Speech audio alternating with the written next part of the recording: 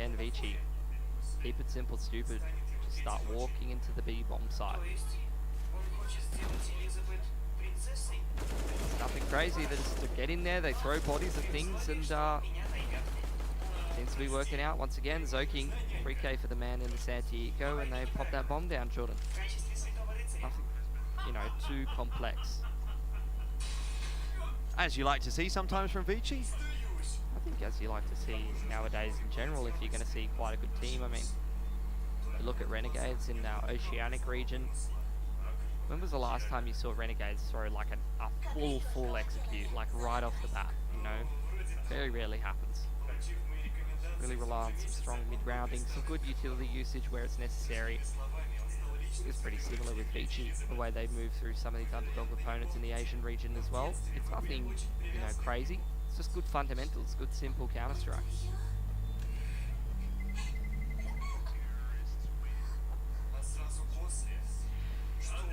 Super simple stuff. But done well. Keep it simple, stupid. You ever heard of that? Said that earlier. Kiss. We'll talk about that later, Jordan. Okay. Sounds good to me. 5 and 3. Maybe after the show in the ESL shower that you haven't shown me yet. Oh my god. I don't know about that one, Chief. I was a Chief once, you know. Chiefs aren't playing in this game. Haha, 6D.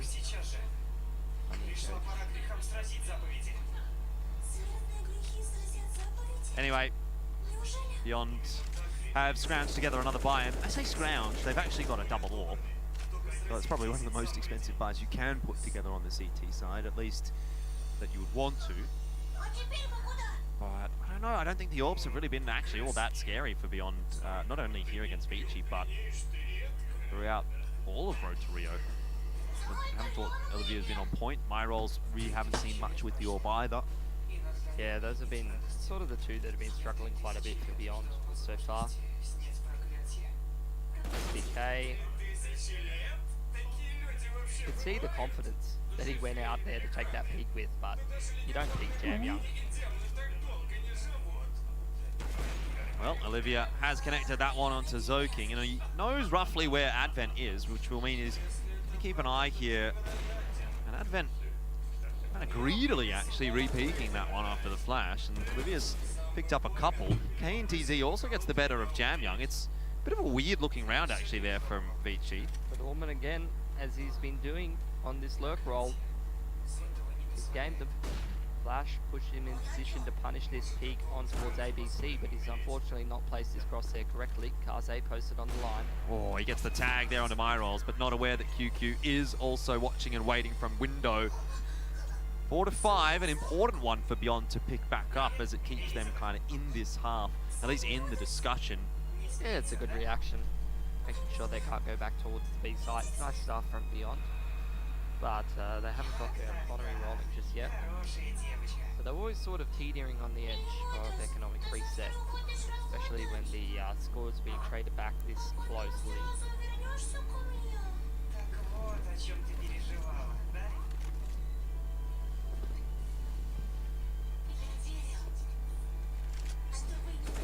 Oh, Zoking. Great flash from Orman as well.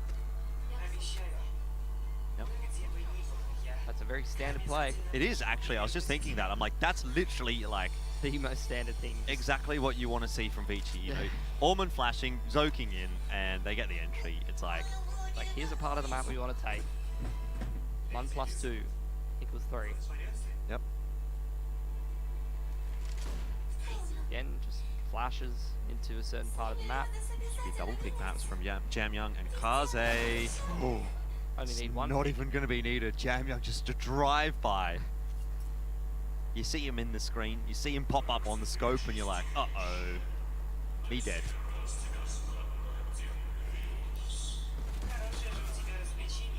He hasn't stopped moving, has he? He's all the way into the A-bomb site. Full of energy, this guy. And he's going to keep going. Look at those stickers. What are those stickers on his AK? Where will he stop? Nobody knows. Well, he doesn't exactly have any of his own stickers yet. No, but like, it's like, what is that? Like a smiley face in a Master Chief thing? Master Chief helmet? Yeah, it kind of looks like it. I've never seen that before. I've not seen that sticker either. And funnily enough, it was on someone else's gun just there as well. Yeah, The M4. I feel like that's kind of beyond like toothy grin. What else can you really do at this point? You know? Zoking was fully flashed that whole time. I'm pretty sure he just took his hands off his mouse and keyboard. He was like, okay, fine, you got me. I'll just die. Cool, man. Young is musically gifted right now. He's getting up with few. That's what I was saying before. Sold Jordan's joke. Yeah. This guy's just stolen my joke. Honestly. Get your own material, mate. That's what I reckon. Probably just distracted because Olivia's playing again. Ah, yes. Young Olivia. P-Ratch. As we are supposed to call him now. Honestly, I mean, the joke back then is that when he's called P-Ratch, he's kind of owning people. So maybe he should just change his name again because it's not really going too well for him at the moment. What's in a name, Pilly? I don't What is know. in a Who name? would possibly change their name on any kind of social media? I haven't. Orman walks on into the B site. There's actually not that much weaponry for Beyond, so this is a fairly straightforward round. I mean, I don't know what to tell you, Jordan, but they've just walked into the B-bomb site. Yeah, but they didn't have any guns. They've just walked into the B-bomb site. But Beyond again. didn't have any guns. Just done it Yeah, again. but Beyond didn't have any guns. Okay, watch them do it against guns, Jordan. What happens then? I don't know. You've already seen it this half, mate. They lose. Negative. Who loses? Yep. Yeah, that's what I meant. Double AWP. This time it's QQ and Olivia. Myrolls wants a scope of his own. Sure, give it a go. Why Yep. not? Like, it's 7-4, but this is not a 7-4. No, it's not. I feel like I'm kind of getting Counter-Strike burnout right now. You know, I've watched so much Counter-Strike, it all sort of molds into one. We've just been basically watching one giant map of CS over the last 3 or 4 days. Jordan, Yeah, mate. I would like to ask you Okay. what it is that ViCi is about to do. They're going to walk through a smoke. They're Monster about to tunnel. just go into the B-bomb site. There is no smoky monster tunnel. They don't even have to walk through it. One flash. Is there any smokes? Where's the execute? Nowhere, sir. There's no execute, there's no smokes. No, sir. A handful of flashbangs, some Molotovs, and they have just absolutely dominated Beyond on the B-bomb site. You're cleared for entry. Again. It's almost like you're in podcast mode and you're just describing a funny round from a previous tournament that you I feel like casted. I'm watching a demo. Like I knew how that route. This is a live rerun. That's It's a what live it is. rerun, yes. This is a live rerun. It Anyone, must be. anyone who wanted to know if this was a live or a rerun, all you need to know is it's a live rerun. Because we've seen it before.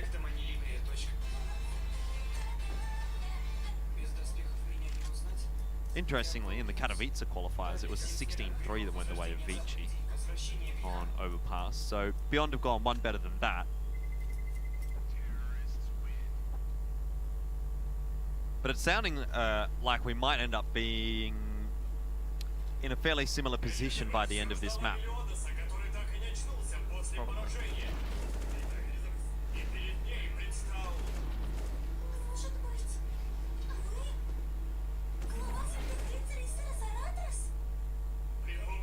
Another buy here for Beyond.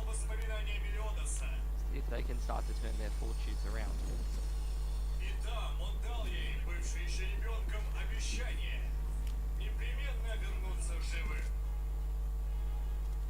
They've got 4 people on the B-bomb site. I don't think they want to be losing that one. To be honest though, Jordan, I think if ViCi really put their mind, oh, they're going to push again. Uh-oh. Orman's ready for it this time though. Oh, he sees too many. He's like, no, I'm not interested. And look at the rest of ViCi. They instantly snap around, push up top connector, and start pushing towards Olivia. Off Orman, angle. he's over near the rave. Not having a great time over at the rave. Oh, neither is Olivia up on the side. He's gotten one onto Zoking, but that is a clean shot indeed from Advent. Now ViCi's got control of A. Beyond's on the double flank from connector. This could go the way of Beyond. This could actually work. SDK pushes through the smoke, that'll be problematic. Indeed for Jam Young, who's alone right now. 1 on 4. The young superstar for ViCi. Can he make it happen? No. With a couple of good shots, Myrolls. He's down to 17, just luckily dodging the headshot there from Jam Young, and he cannot keep a hold of the round for ViCi, but boy, oh boy. A little bit too close for comfort there. QQ saved that one for Beyond. Some nice work with the Fammers. Upgrades to the AWP. That's what we want to see more from Beyond. I feel like if they just kind of go through the motions and run a more standard round, it's not going to get them anywhere. So I like to see the aggression from them out that monster tunnel and then just set... They need to set the tone of the round themselves, you know? They can't just let ViCi do whatever it is they want to do. They need to actually be... I know they're on the CT side, but they need to actually get in the face of ViCi and start to make some things happen, because the alternative to that is it's not worked out for them on train, and things are slowly snowballing downhill on overpass if they take that approach to them. I'm not sure that ViCi is going to be too keen to slow things down too much more than they have already. In fact, I'm not sure that that's possible. ViCi have really been running down the clock. This time they're moving a little quicker through the underpass. Not much to control over at long for them though. Обычно съемка начинается с обсуждения того, как снимается дом. Естественно, мы с Владом, с нашим оператором, проходим по дому, смотрим, где, что, как снять, и вот тут оказался случайно включена камера. Заходим мы в дом. It's been cleaned up by Advent. Janitorial duty really there as Zoking rolls around the corner, creams QQ. And you've got to feel for Olivia, again on the site, alone with an AWP. Hides in the smoke, but will be found out by Zoking. And you almost back Zoking to just finish off the rest of Beyond there, but he does fall to KNTZ. Not that it makes much of a difference. And you're asking for a bit of in-your-face, get excited there for Beyond, and in reality, ViCi is the only ones that are getting in anyone's face right now.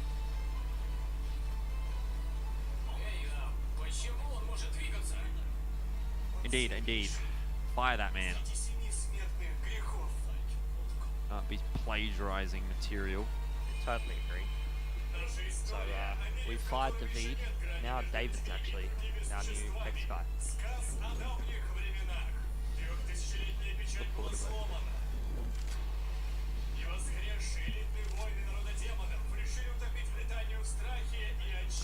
it. Okay, final round of the half. Not sure that it is going to be a particularly kind one on Beyond. They have barely any utility at all. They've used all of it already. Minute and 20 seconds. Look at Zoking, he's like, oh man, these guys are definitely pushing Monster again. He's traumatized. Woman wants nothing to do with it.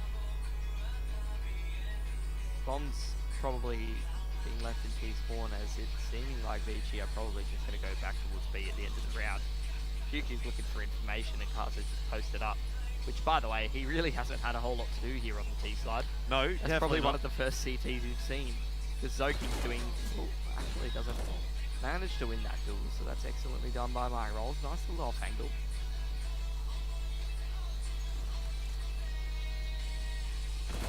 Ooh, Orman again. Another decent entry from him. That's actually B site more or less cracked open, but the bomb's not going to be. Or is it? Waiting to see what Jam wants to do. How about that? Not his best work. Could do that sort of. Luckily for ViCi, that's going to more or less ensure that the bomb does head to B, and wow, Orman makes it look way too easy. I think that's the half over. One of those halves, isn't it? Indeed, and speaking of halves, ViCi only able to score half as many rounds. Beyond rather, scoring half as many rounds as ViCi in that first half, but I'm sure we'll see a few more from ViCi, at least in the second half. Let's not go too far away though, because it'll be kicking off right after this.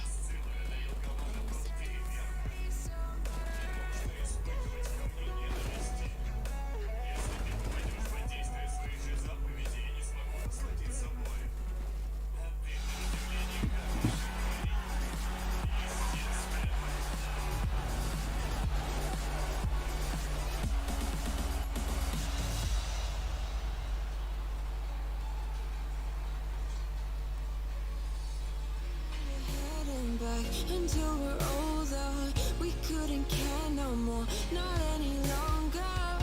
Under peach yellow skies, we keep on searching, but we will never know what we're after.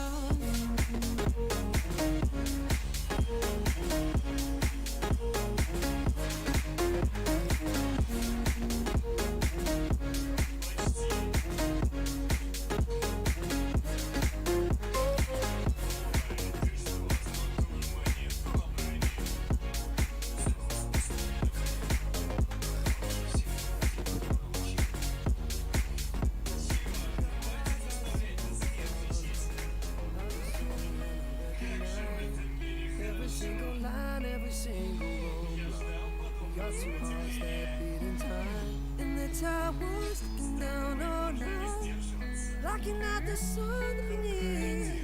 Maybe we can change our stripes and colors. You're the only one I see. And I take it all or nothing at all. Driving through the night till I'm at your door. Go outside, stay up all night. And I take it all or nothing at all. Driving through the night till I'm at your door. Go outside, stay up all night. Sleep through the sunrise.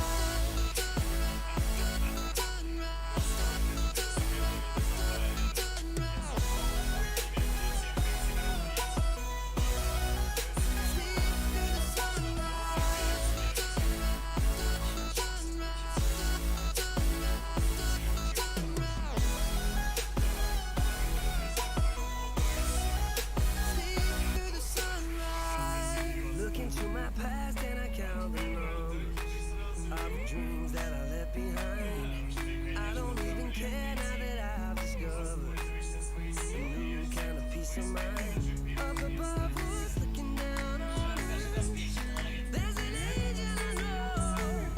We don't need to worry or discuss much. It's time for me to let the world take it all or nothing at all.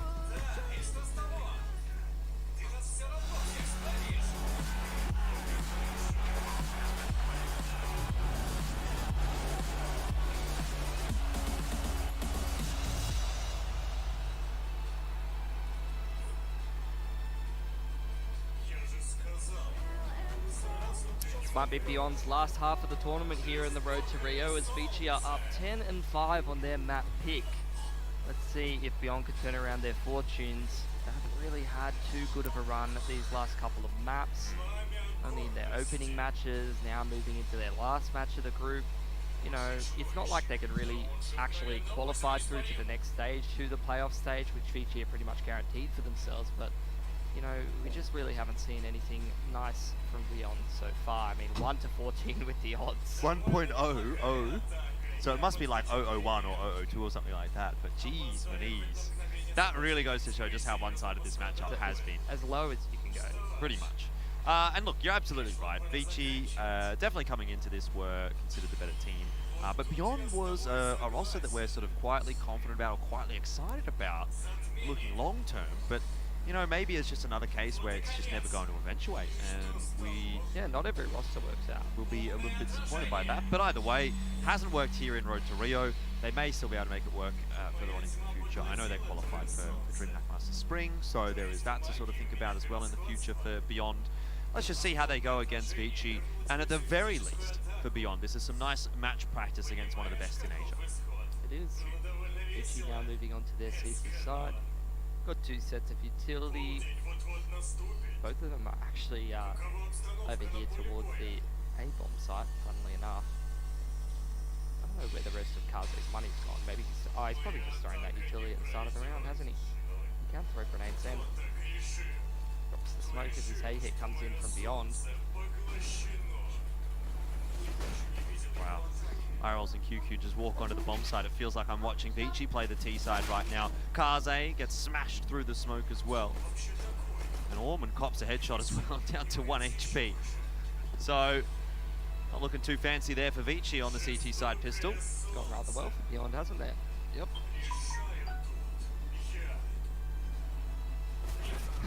Myrolls just bonks his head on the roof as he goes in and takes out Allman. You love it.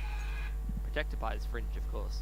I think that's happened to Tex Guy once or twice actually. I know that he's a pretty tall fella. Myrolls. That was low-hanging fruit as well. I feel like we've made a few Myrolls jokes on the broadcast in the past. You don't have to joke about your weight on the broadcast, Jordan. Come on, man. Well, if we're talking about Myrolls, there aren't many of them. I've been having a few nice pieces of bread from the bakery over the last few days. My partner has been baking quite a lot, and she just every night goes, "Hey, you want a brownie?" Yes. And I never say no. You just don't ever say no. No. And so I have a few more rolls than I started with at the start of 2020. Want to see? You know what? If you want to see, put a poggers in the chat if you want to see Pilly's rolls. And then we might put a picture on Twitter or something. I don't know.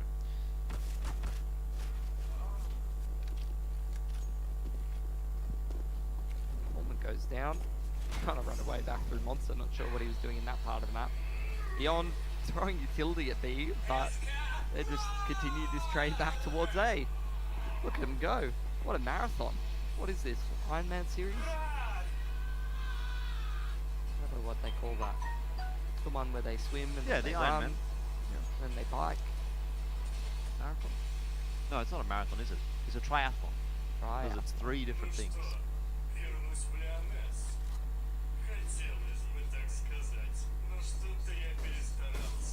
Okay, off we go into the site for Beyond. 20 seconds left. Not a huge amount of time left on the clock there, but Kaze just gets demolished. That's the Olivia we want to be seeing. The no respect, get in your face Olivia. And it's the old Olivia. I like his new Olivia. Quite a few poggers in the chat, by the way, Pilly. So you might be having to take a shirtless pic and put it on Twitter at PilskyCasts after the game. We'll see. How many followers are you at? I don't know. Probably 11 or 12 last I checked. How about you, Jordan? I just got past 3,000. You're at 515, so 530. And you'll post a shirtless pic. You're trying to get a number out of me. Honestly, Jordan. I'm just trying to get you to post a shirtless pic on Twitter because I know that would pop off. I don't think that would pop off at Bro, all. you're jacked. I'm not. I'm a little thick. Thick with 2 C's. Actually, before I got into this relationship that I was in, I was a bit underweight. Right. That'll happen. Now that I don't care about my appearance anymore, you know, you settle down, you get a little too comfortable. Oh well, 10 to 7 here. ViCi haven't yet gotten this CT side rolling.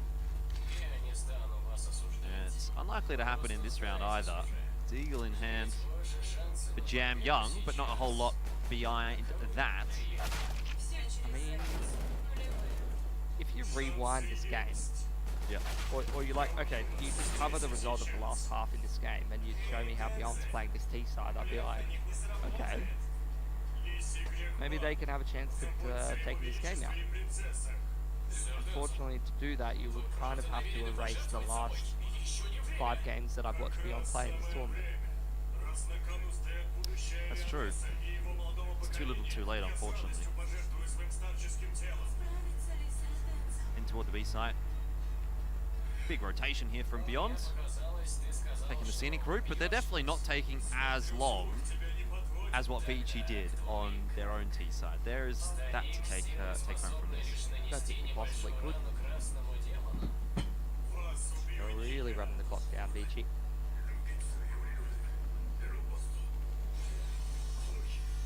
Sometimes I wonder to myself if some of these good teams practice doing that in some of these officials.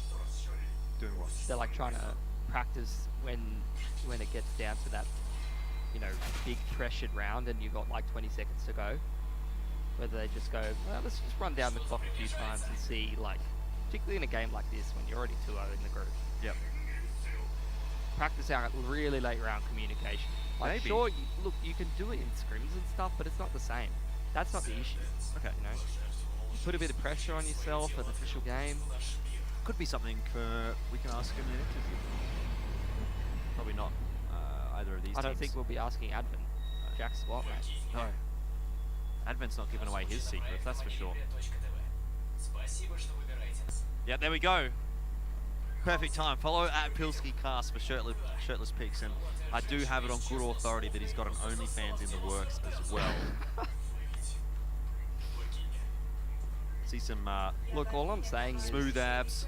you can post all the poggers in the chat that you want, but I'm not getting any followers, Okay. so therefore no one actually has any desire for this What about product. some Kappa Prides? Come on. I haven't seen many Kappa Prides in the chat since I last casted with Karat. Seeing a few right now. But what I'm also seeing here is ViCi with a half-decent buy for the first time in this second half. Look at Advent though, he's already got a flashbang Look out. at Jam Young. He's like a bunny rabbit. He's bouncing up and down. Now he's standing in fire. Oh! He's actually killed QQ, and I've broken the chair. I've actually broken my chair. How's he managed to do that? I'll take Through the over. flash. Advent, he's up behind the smoke here. Orman with the Mac 10 as well is making pretty good work of that, but two more trades come back for Beyond as it comes into a 2-on-2. Bomb's starting to go down. Kaze seeing what he could find through the smoke from heaven. So King, not short. Actually does find the angle onto Olivia, so it's all on KNTZ, up on the pillar. Actually catches Kaze as well into a one-on-one. This will be a great round for Beyond to win, and he's done it. KNTZ stepping up here for Beyond. Excellent stuff. Unbelievable. Almost as solid as I thought that chair was until Jordan has just ripped off a massive piece of it. I'm not even joking, by the way. Oh, this is going on Twitter. This is the chair, folks. It's broken. I've broken it. Well, it's not obviously not the whole chair. It's part of the chair. I don't know where I'm going to put this. Oh no, I've just gotten 4 followers on Twitter, Jordan. I really look, guys. Can we hold up the piece of the chair, Jordan? I'm about to take a picture. Oh, we're doing this. It's okay. It's an eco round. There's not much going on right now. Have you ever seen better content than this? I don't know if you have. Look, guys, there's no promises that you're going to get a picture of me shirtless, but I will take a picture of Elfish Guy breaking the chair. It's not the first time that we've broken a chair on the broadcast. Well, maybe you just got, maybe it's your rolls. My rolls too. I specifically brought that chair down as well because it was one of the few that wasn't broken. And now I've really gone and done it.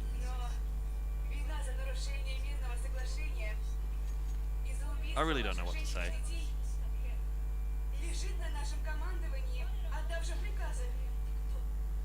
Oh well. It's a big round for Beyond to win that last one, and it's going to put ViCi back to a bit of a weaker buy here. A little bit slower though in this one for Beyond, and that could be problematic as we do get into the late round. So King holding close with a pistol. Does seem as though STK should be checking this one out, and he will. It's never really the kind of position that seems to work out, that one in the little cubby hole. Either way, Orman's popping that smoke down late. He's close. Oh, dearie me. This could go horribly wrong, and it just about has. Orman's gotten 3. He won't survive against the shot of Olivia, though. He won't be able to do it himself. And in the end, we are at 10 apiece. There you go. Picture posted for anyone who's interested. Not even sure how that happened. Well, Jam Young got a kill through a flash, and I like almost tried to stand up on my chair, and I just broke it. Okay, Beyond. 10 apiece. 5 rounds in a row on the T side. A healthy economy. ViCi, they're going to be able to buy into this one, but I don't know, it feels like Beyond, they're actually starting to get something going here, Jordan. Maybe they just needed to be pushed to the brink. Maybe they just want one more map here in the Road to Rio.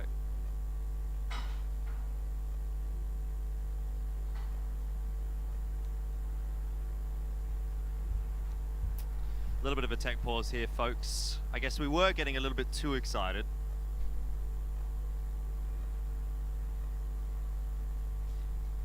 So it's time to slow things down a little bit. Pilski has gained 6 followers. you go, 1.17% increase on your original. It's actually not bad, you know, to be honest.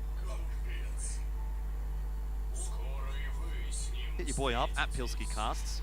Maybe we can make 10%. What would that be? 51? 52? 52 followers in one day? I've done that before. I feel like I haven't earned these followers. They're just... Look, come on guys, think for yourselves. You can't just do whatever Text Guy tells you to do. You can't just spam poggers in the chat. Dude, that is literally all the Text Guy is here for, is to make people spam poggers in the chat. He really engages with the community in that capacity, I think.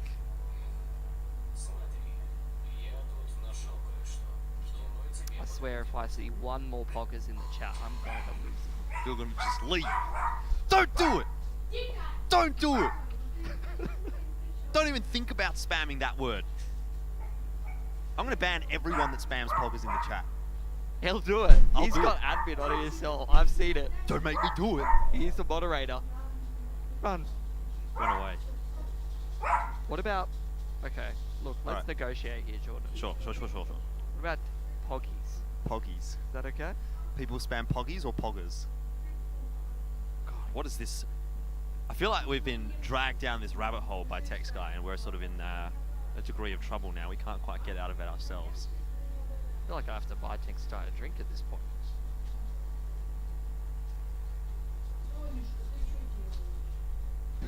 I can feel your phone vibrating through the desk. Those followers are just rolling in, aren't they? Oh. Pretty soon I'm going to be posting you're in the top % of all of our OnlyFans creators. Hashtag blessed. The hand emojis. You know, you gotta assist that esports wage as well. That's it.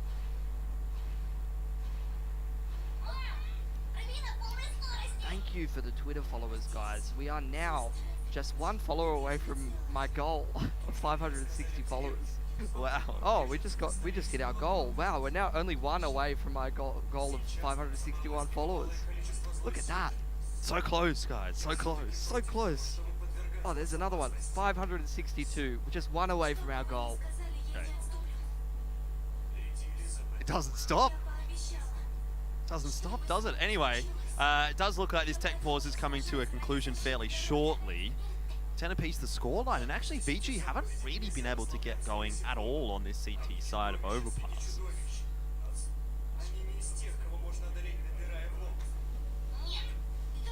And Money is in a pretty bad spot, but they are going to be able to push a buy through here. I can see the singular AWP for Kaze, the rifles out there for the rest. Hope you guys are enjoying the road to Rio. It's a really enjoyable event for us actually here in Asia and Oceania in particular. Haven't been able to see too much Counter-Strike in those regions recently, but now that we're back in action, let's keep an eye on ViCi and beyond.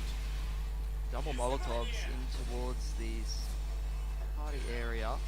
There's Olivia spamming away. Can't connect a single shot there.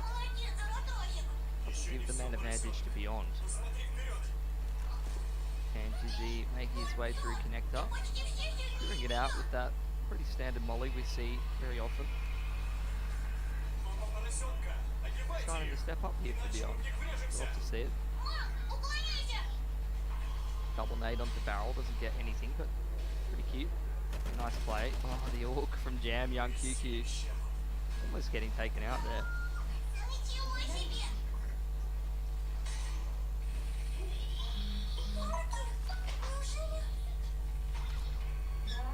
Beyond haven't lost a single play yet. They've taken that short B and connector control.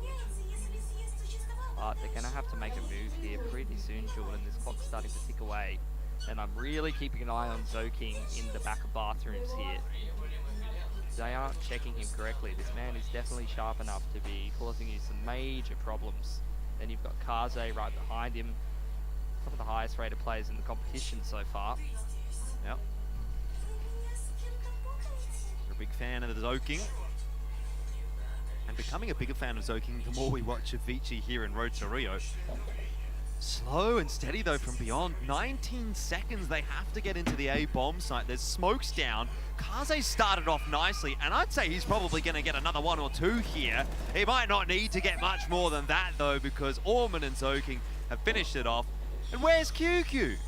He's down on the B site, having a bit of a QQ, a little bit of a cry because the rest of his team's dead. They're all dead. It's around to ViCi, and a good one as well.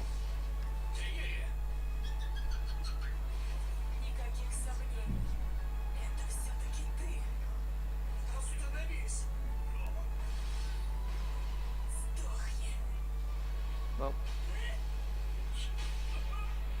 ViCi did manage to deal with that last nice T-side round from Beyond, but unfortunately Beyond still has enough money to be able to continue to buy it forward here on the T-side.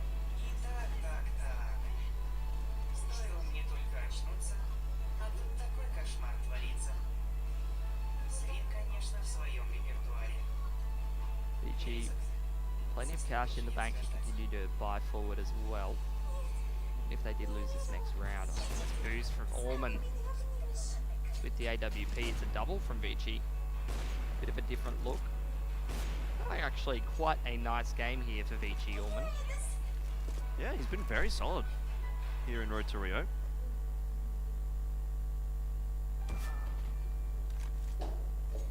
Озвучено проектом Anilibria.tv в 2018 году. Перевод на русский Анку и Мутаген Б. Озвучили Хикоми, Клеотян, Кари, Шарон и Анза. Тайминг и сведение звука Алхорус. Озвучено для бесплатного домашнего. Beyond's going to make their way out of top connector, start to take control of toilets. It's actually the double orb up close here in the bathroom. So Kaze's missed his first shot, and Beyond they're going to immediately try to pounce on this A bomb site. QQ looking to put the bomb plant down, but Orman, QQ stuck the plant. Unbelievable. That's a free kill for Orman. And it might well be the round here as well for ViCi. KNTZ needs to do it all on his own. Orman is just coming up absolutely massive for ViCi. That's 12 and 10. And ViCi, after that big pause, seem to have really got the ball rolling now. Yeah, 2 in a row, and that's started to break the economy of Beyond, who are going to have to take a single save. They really started to turn this game around. It was 10 and 5 at the half. They got 5 in a row, but now ViCi, like you said, taking that pause, starting to work out a few things.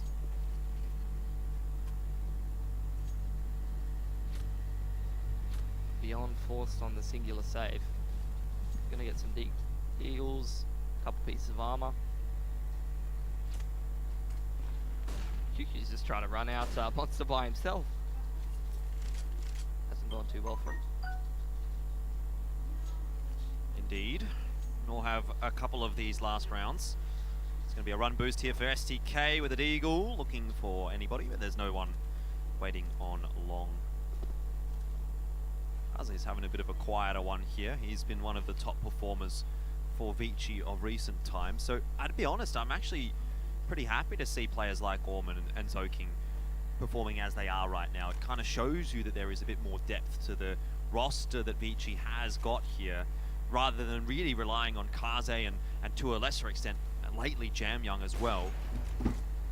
As I speak about Kaze, he does finish off STK pretty nicely. He has to be a little wary though, because there's a few more players headed in his direction.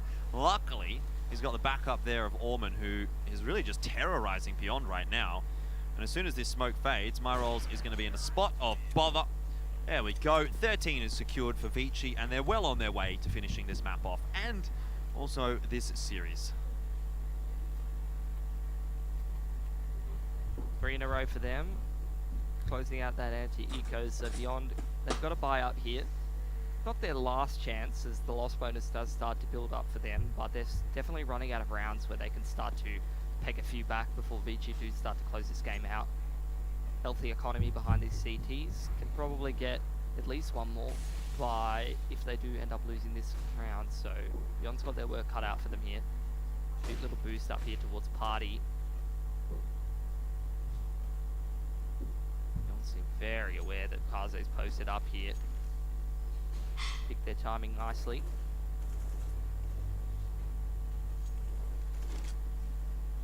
Beyond starting to move through Fountain towards toilets.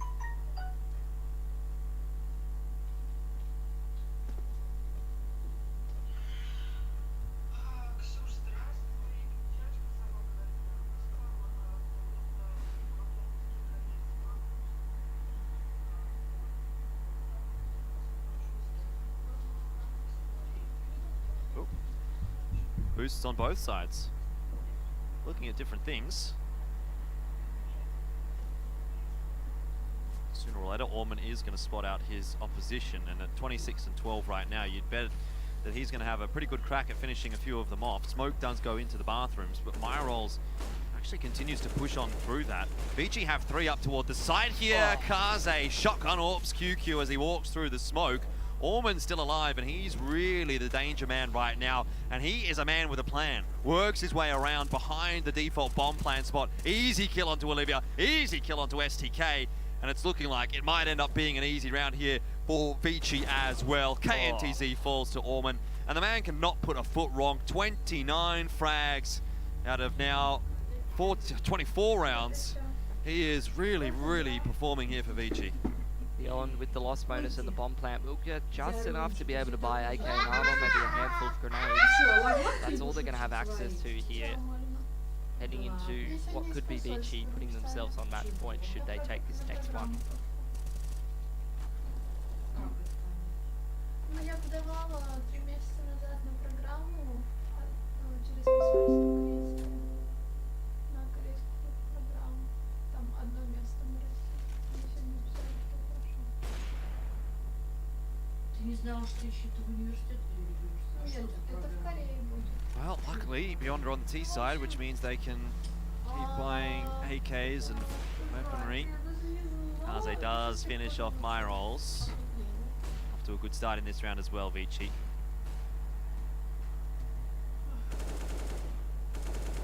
Что, должна учиться, что ли?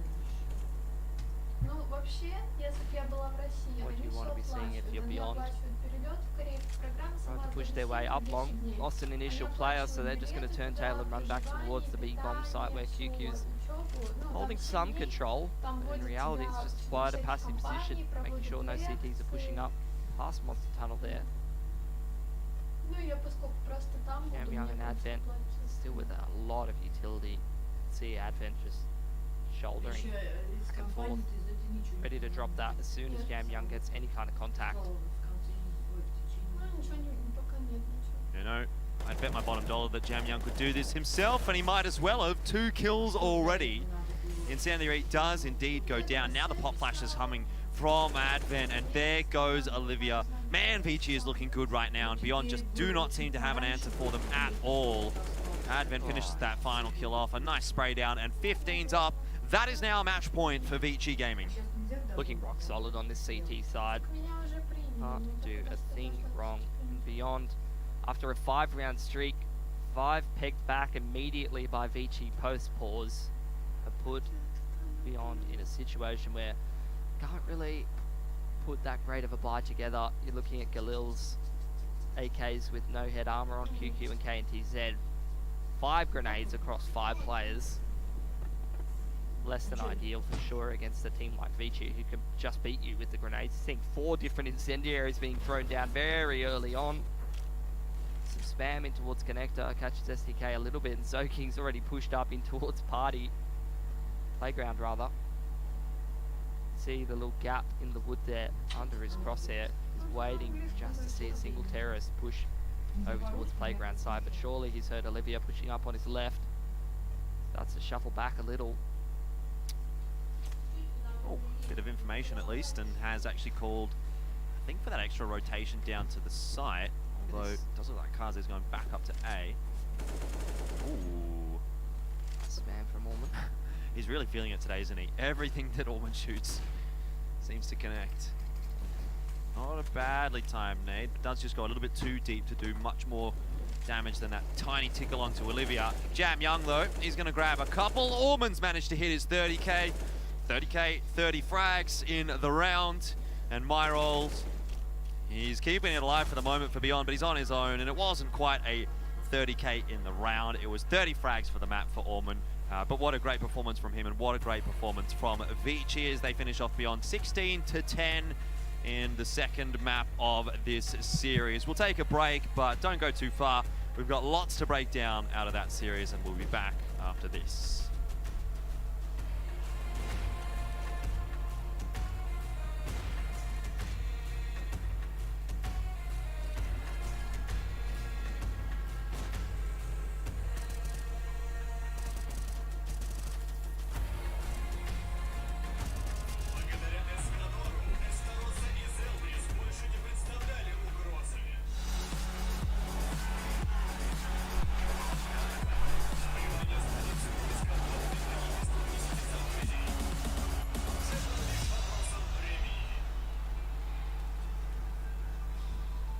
Sleep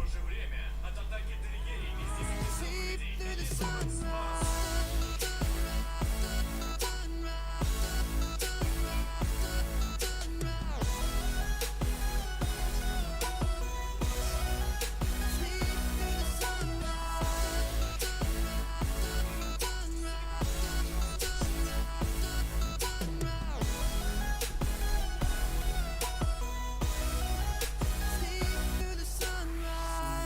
Look into my past and I count the numbers of the dreams that I left behind. I don't even care now that I've discovered a new kind of peace of mind. Up above us, looking down on us, there's an angel I know. We don't need to worry or discuss much. It's time for me to let the world take it all or nothing at all. Driving through the night till I'm at your door. Go outside, stay up all night, sleep through the sunrise.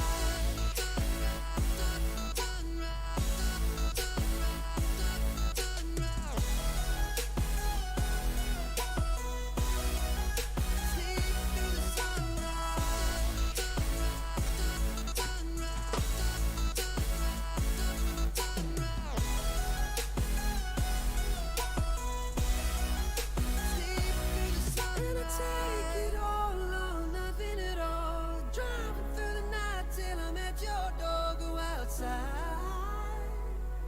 stay up all night. And I take it all or nothing at all. Driving through the night till I'm at your door. Go outside, stay up all night. Sleep through the sunrise.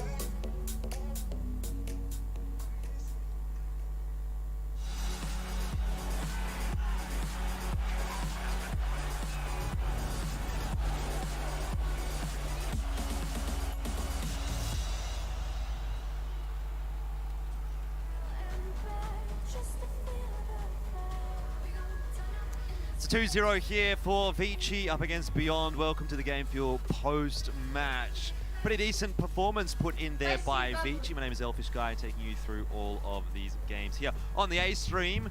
Don't you dare spam poggers in the chat. But if you're going to do it, spam poggers for Pilski as we bring him back into the conversation here on the analyst desk. And it was a crazy game there between ViCi and Beyond, at least on Overpass. It even made me so excited that I had to break my chair. So look, tell me what on earth happened there? I mean, things kind of got exciting on the T side for Beyond, really. It's pretty flat first half. That's what we've seen from them most of this tournament, unfortunately. But we started to see some of that Beyond that we, were waiting for pretty much this entire road to Rio. Unfortunately, it's come in their last half, and after, some minor adjustments from ViCi, they didn't really have too many problems with them. I don't think that's really down to Beyond that weren't able to play up to scratch per se. It's more just down to ViCi are in tremendous form in this tournament. They look pretty much unstoppable. Yeah, man. In particular, Zoking on the first map, Orman coming into that second map as well. He was going pretty bananas. I've never seen Kaze jump in someone else's backpack before, but Orman managed to do it. So there you go. Yeah, you can't really expect that it's going to be Orman normally out of this roster. Look, a little unfortunate for Beyond. Obviously, they haven't been performing to the level that we expected from them in Road to Rio. But look, there are some takeaways still. They get some pretty good match experience in some pretty high stakes matches. This was a really, really tough group for them as well. We talked about it being the group of death. but they have a few more tournaments coming up within the Asia region, so that's, I think, what we're going to be looking forward to for Beyond at least.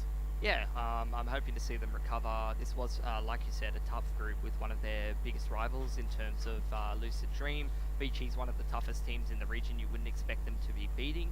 So you go back and you look at their game at Tiger, that's probably the one that's sort of missing. But at the end of the day, Jordan, look, you need to beat 2 out of your 3 opponents if you're going to give yourself a chance at advancing, and that would have been quite hard for Beyond unless they were going to come in full force into this group, and that's just not what we saw from them. So like you said, hopefully moving forward into some of those DreamHack tournaments, some of those other sort of online Asian tournaments that we see that aren't really covered as much, they'll be able to turn their form around and start to become the team that we know they're capable of with the new addition of QQ. Yeah, definitely a big fan of QQ, big fan of Thai CS in general here, both myself and yourself. We've been really hoping to see Beyond and obviously Lucid Dream as well performing pretty well. Interestingly enough, Beyond obviously do end up dropping out of this one, probably looking like in last place. Lucid Dream and Tiger at the moment here in Group A are still sort of fighting off for that second place spot, and that's a massive game going on the B stream. I'd encourage you to go and check that one out right now on ESL_CSGO B if you're interested. Our boy Urcast there playing on the Tiger roster, and the 2 Koreans coming into that Lucid Dream team as well. But that result here on the mainstream has basically confirmed that ViCi is the strongest team in Group A. We're waiting to see how they go in the semi-finals and in that grand final as to whether or not we confirm them as the best team in Asia. But that's something that we've been sort of talking about in the lead up to this event, and it really seems like right now there aren't any teams that are up to scratch to challenge a team like ViCi. Yeah, I would agree with that. You know, there is plenty of teams with quite a lot of talent and that are pretty fast improving. We're looking at a lot of these Mongolian teams. You know, a team like Lucid Dream definitely has the potential. It's just that ViCi, not only are they on another level, but a lot of the other teams don't really have the experience to sort of challenge them at this point, whereas ViCi, it seems like nothing they can do is really going wrong. They're just going from strength to strength, and they're pretty much untouchable, so you can't really take it away from teams like Beyond or some of the other teams in this group, because this was the group of death, and ViCi is, I guess, kind of like the Reaper. Definitely very interesting to hear from the players' perspective as well. We're going to talk to QQ now, who is ready and waiting. Hey QQ, can you hear us? Yeah, hello. How are you going after that game? Obviously, ViCi looking like a very strong opponent there. Yeah, they are very strong. They're very good indeed. Did you expect that ViCi was going to be the toughest team in this group? Yeah, for sure, they are the best team in the group. Absolutely, and you guys yesterday played against Lucid Dream. We talk a lot about the Thai region in general, and it seems like Thailand in Counter-Strike is actually looking very, very strong lately. Is there a lot of tournaments within Thailand that you've been playing against other Thai teams? Yeah, we have the tournament called FPS Thailand Pro League, and it's like helping us to develop in the Thai scene, you know? Cool. I had a question, QQ. I just wanted to know how you ended up changing teams and coming over to this Beyond squad. It's hard to say. I have been doing bad in Lucid Dream, so I've got benched, as you can see. So now I got like almost 1 year break, and then I joined the Beyond with like my new mentality and stuff. But I try to come back to be a better player. I mean, I'm personally quite surprised. I've watched you play from when you were in Signature and when you went into Lucid Dream. I've always been quite impressed with you as a rifler. I've always thought you're quite good. So I'm hoping to see, I mean, even though you guys didn't play very well in this group, you seem to have some good rounds where you looked quite sharp. So hopefully you and Beyond will be able to improve and look forward to the DreamHack tournament coming up for you guys. Do you think you'll be doing a bit better in that one? Yeah, I think we will do better next tournament. Awesome. Well, great to hear from you, QQ. Thank you very much for the chat. Thank you. Have a good one. All right. Well, it's obviously a disappointing result for Beyond there, but I think, you know, you've got to take some positives from it. QQ, you know, as he said, he's been off for a little while, coming back now into this Beyond roster. And as we've said in the past, we've talked about Beyond as, look, I know it seems kind of far-fetched and ridiculous right now after that result, but they could still potentially end up being the best team in Thailand at some point. Yeah, they could. You know, Lucid Dream is a bit of a mixed team at the moment, and they're showing some pretty good results. But I think we've talked about it to death. This squad from Beyond looks quite promising. It's just about them realizing that potential. I mean, just to go down the list, Olivia is a pretty good in-game leader and AWP player. He can be quite an important player for Beyond. Didn't really show up to this tournament. My roles is that player who I'm used to being that solid sort of CT side anchor and solid sort of role player on the T side. He had a lot of trouble holding down, as you saw, inners against ViCi, that big site on overpass. He had a lot of trouble there as well. It's pretty uncharacteristic from what I'm used to seeing in Alpha Red. And then even QQ, I mean, he said, I think he's undervaluing himself a bit in that interview. He said that, you know, he's had a bit of a tough time in Lucid Dream and he's come across to this team and they're not performing well. But if we look at it, Jordan, all things considered, honestly, they've qualified for DreamHack, they've qualified through to this Road to Rio group, and they've shown that they have the skill to be able to try to compete against some of these teams. It's just the pieces aren't really coming together, so hopefully they can learn some hard lessons. I mean, that's what these tournaments are all about, really. They were in quite a hard group, and hopefully they can just improve their level of play heading into the next couple of competitions. Yeah. And like you said, play better next time. Indeed, we hope to see that. For now, that's going to be the end of Beyond and the end of ViCi for today. At the very least, we'll see at least ViCi coming tomorrow in the semi-final. For now, we send it to a break on the A stream. Do go watch ESL_CSGO B, though, for Tiger, trying to get the better of Lucid Dream. We'll be back in a little bit, though, with the final match of tonight. That's Tyloo and D13. See you then.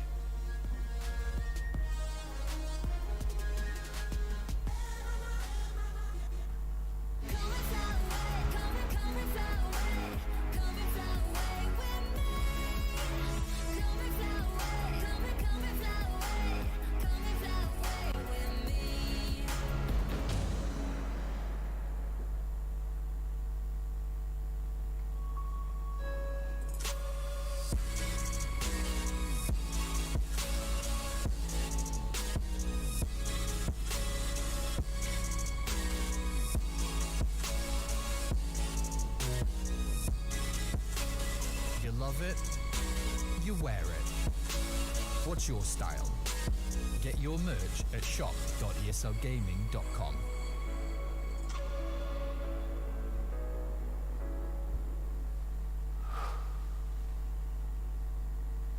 To be brilliant is to defy convention and challenge expectations. So Intel will bring the processing power for when it's time to go brilliant. Frame rates that keep up with your reflexes. Brilliant. Fast clock speeds for when you're on the clock. Brilliant. It's what we do at Intel, powering you to master your potential. Will you rise? Intel. Unleash your brilliance. Last year, we took 2 lucky winners on a trip to Berlin and gave them the experience of a lifetime. This year, we can take you for a trip to Rio. Take part in a series of GG.bet contests for a chance to win awesome prizes and a trip to Rio. See details on the website.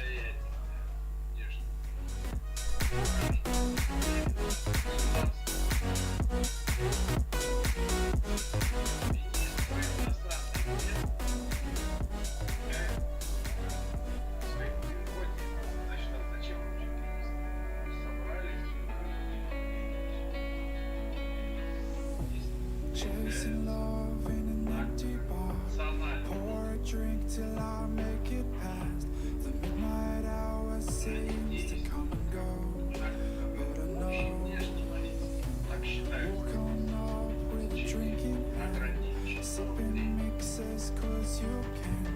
And all the lights begin to switch on. You're chasing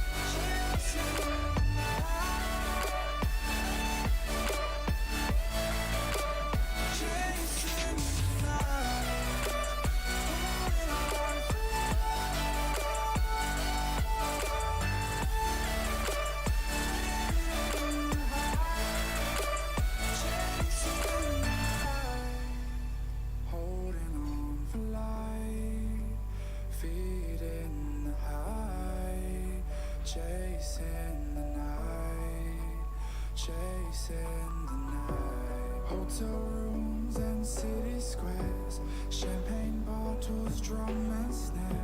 The sights and cities seem to fall away when you stay. Locked in love for a night or two, losing sleep just to get off you.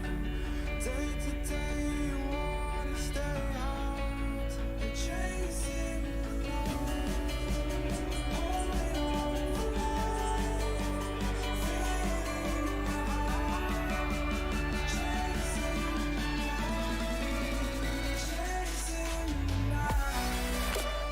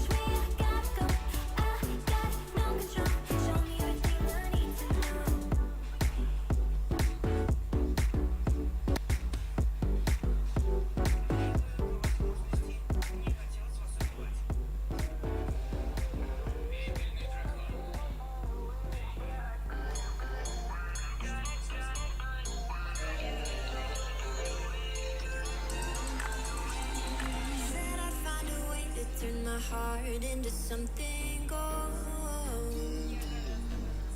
No, I sold my soul to the devil long ago. I wrote it all alone on your wave right before it broke. Time was thrown down the well, so I let you go. What I do right now. What I do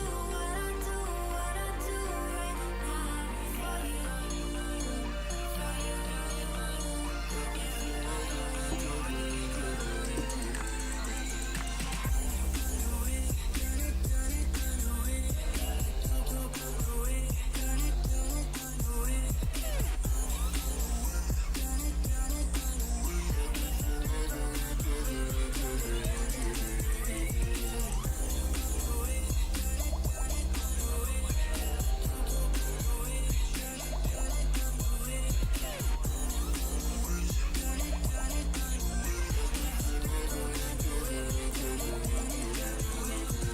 Carolina skies in the night, floating by your side. I fed up when you fell down, but we stayed in flight. I'm laughing to myself, 'cause I know that I can't deny. I can't find what you can't hide right inside my mind. What I do right now. What I do right now for you, for you.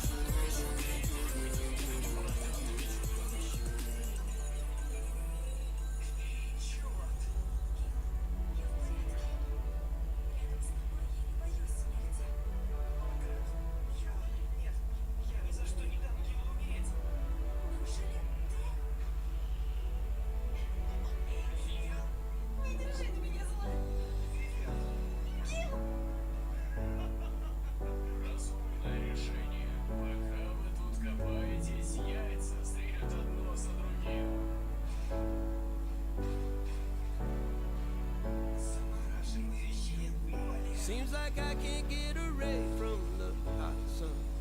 Always night and never day. Even when I wash the floor, the dust still comes. Keep on hunting for the bread. No matter how low, need no light, no spark. I'm in line mode. With my eyes closed, see in the dark. I'm a quiet storm. Far from calm, I know you need me, brother.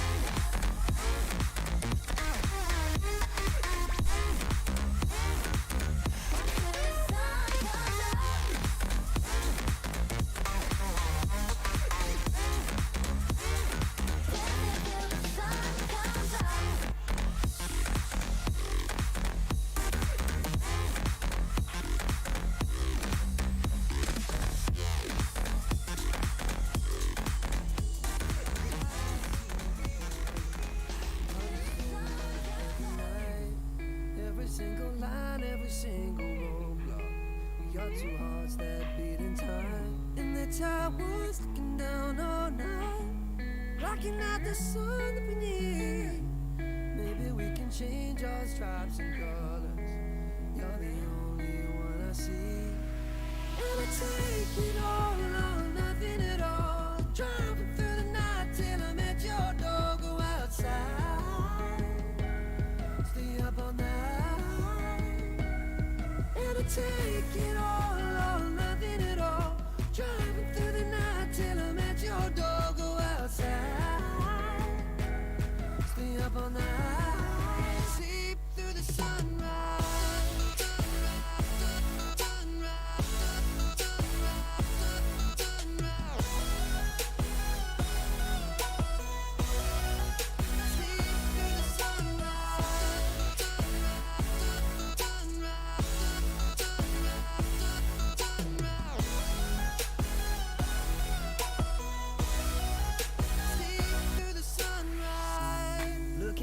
Past and I count the numbers of the dreams that I left behind.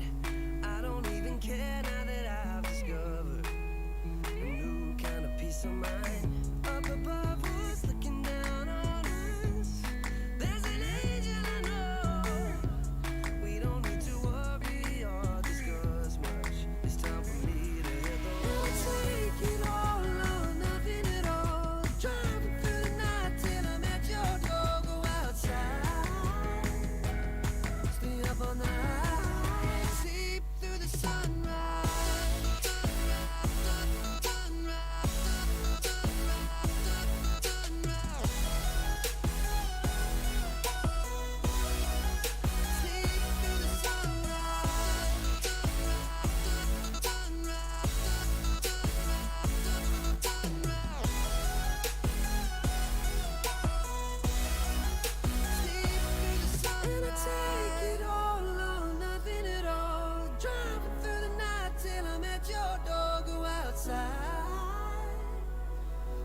All night, and I take it all or nothing at all. Driving through the night till I'm at your door. Go outside, stay up all night, sleep through the sunrise.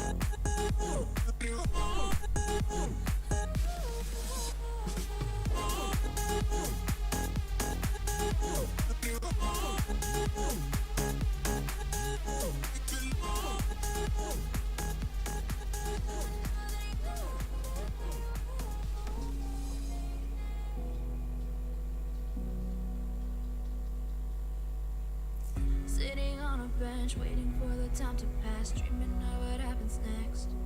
I see what I wanna be, questioning my destiny, only knowing what I see.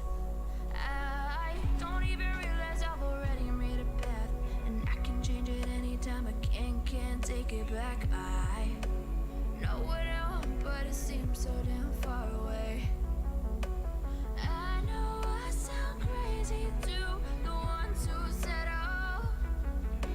I know I empower those who dream like me.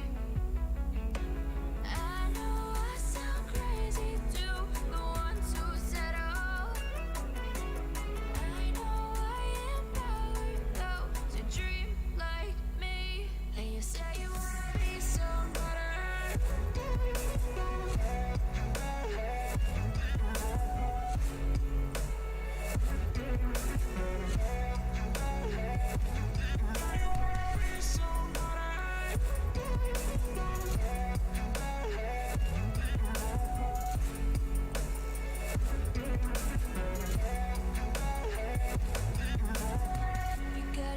Then you better use it. Tell yourself day after day it's time to prove it. No days off, keep the hustle moving. Wanna see you be what you wanted to be, prove it. I know I sound crazy to the ones who said oh. I know I empower those who dream like me. I know I sound crazy to the ones who said oh.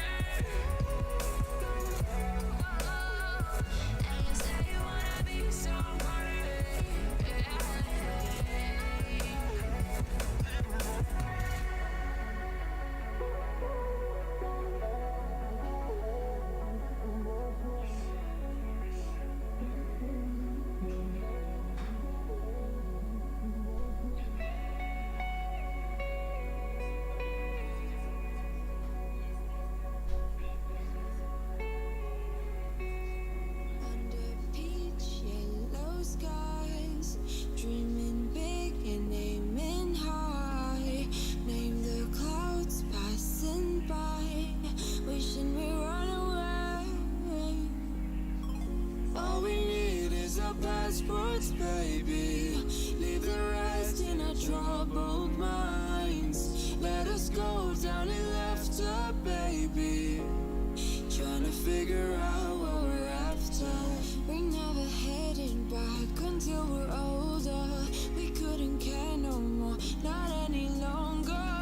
Under peach yellow skies, we keep on searching, but we will never know what we're after.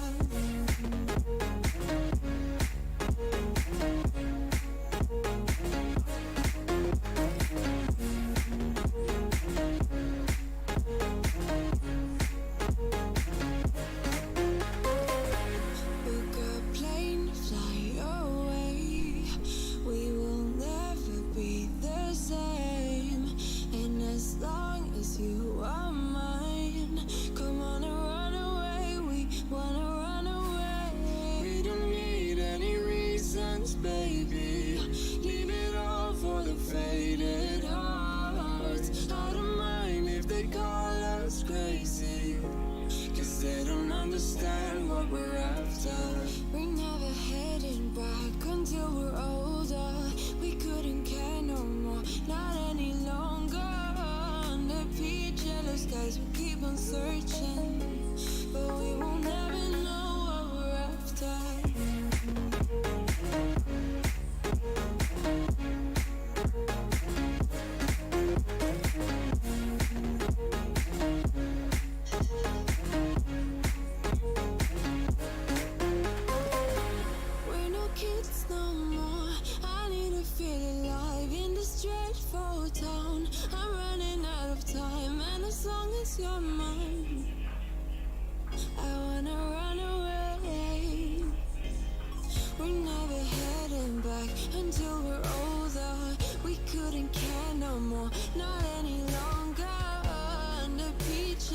Cause we keep on searching, but we will never know what we're after.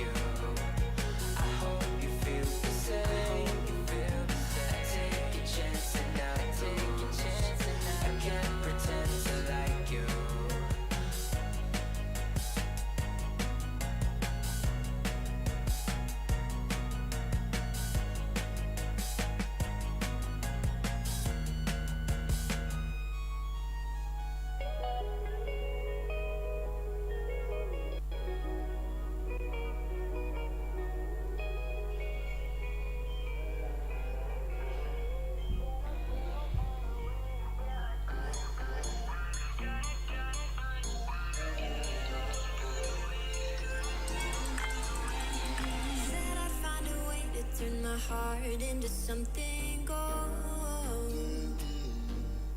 No, I sold my soul to the devil long ago.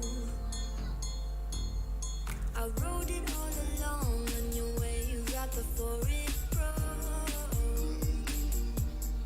Time was thrown down the well, so I let you go.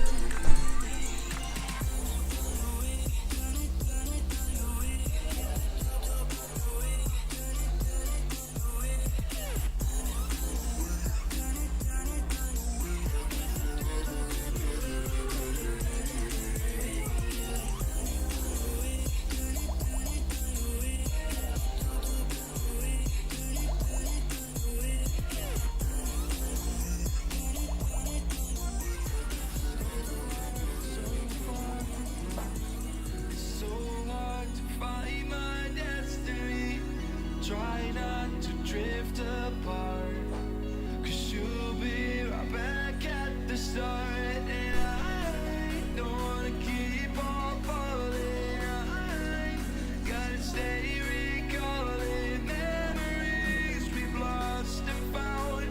Explain to me what it's all about.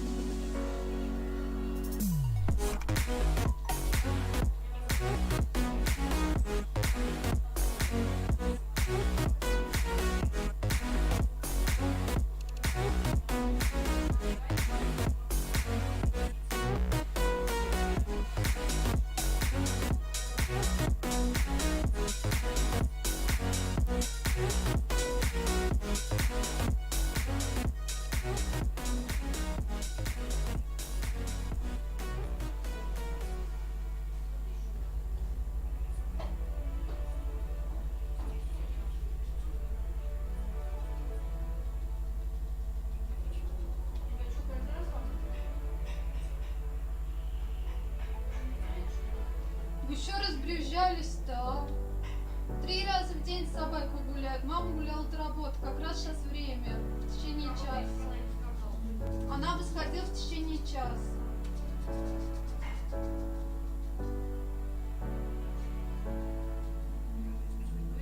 Seems like I can't get away from the hot sun. Always night and never day. Even when I wash the floor, the dust still comes. Keep on hoping for the breath. No matter how low, need no light, no spark. I'm in line mode. With my eyes closed, I can see in the dark. I'm a quiet storm. Far from calm, I know you feel me, brother.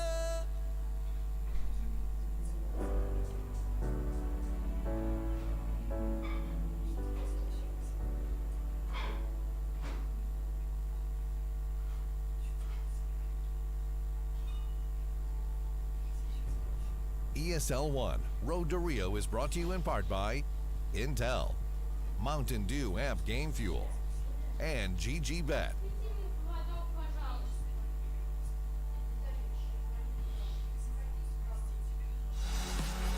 Сон, приведи его ко мне.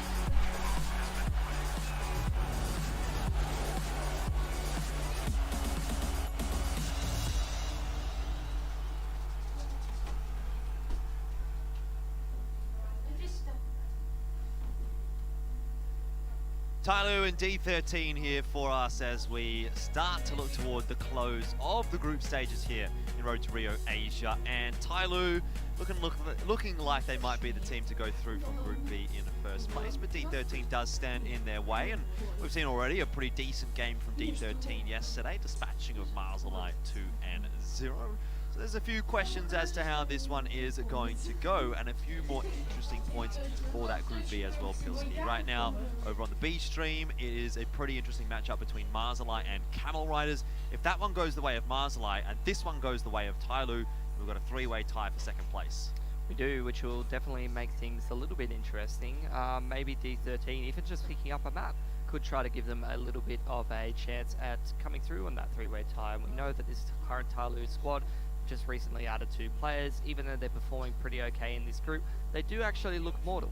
They do indeed. Tyloo hasn't really come out of the gates as strong as we expected them to, obviously having recently added Dan King to their roster alongside Slowly, replacing Zeta and Freeman probably, I guess respectively would be the argument there. But those 2 players, you know, we sort of have seen them a little bit in the Asian region, and particularly obviously in China, over the course of the last year or 2 in Chinese Counter-Strike. But to put them into this Tyloo roster, we thought, great, this is going to be a fantastic looking team.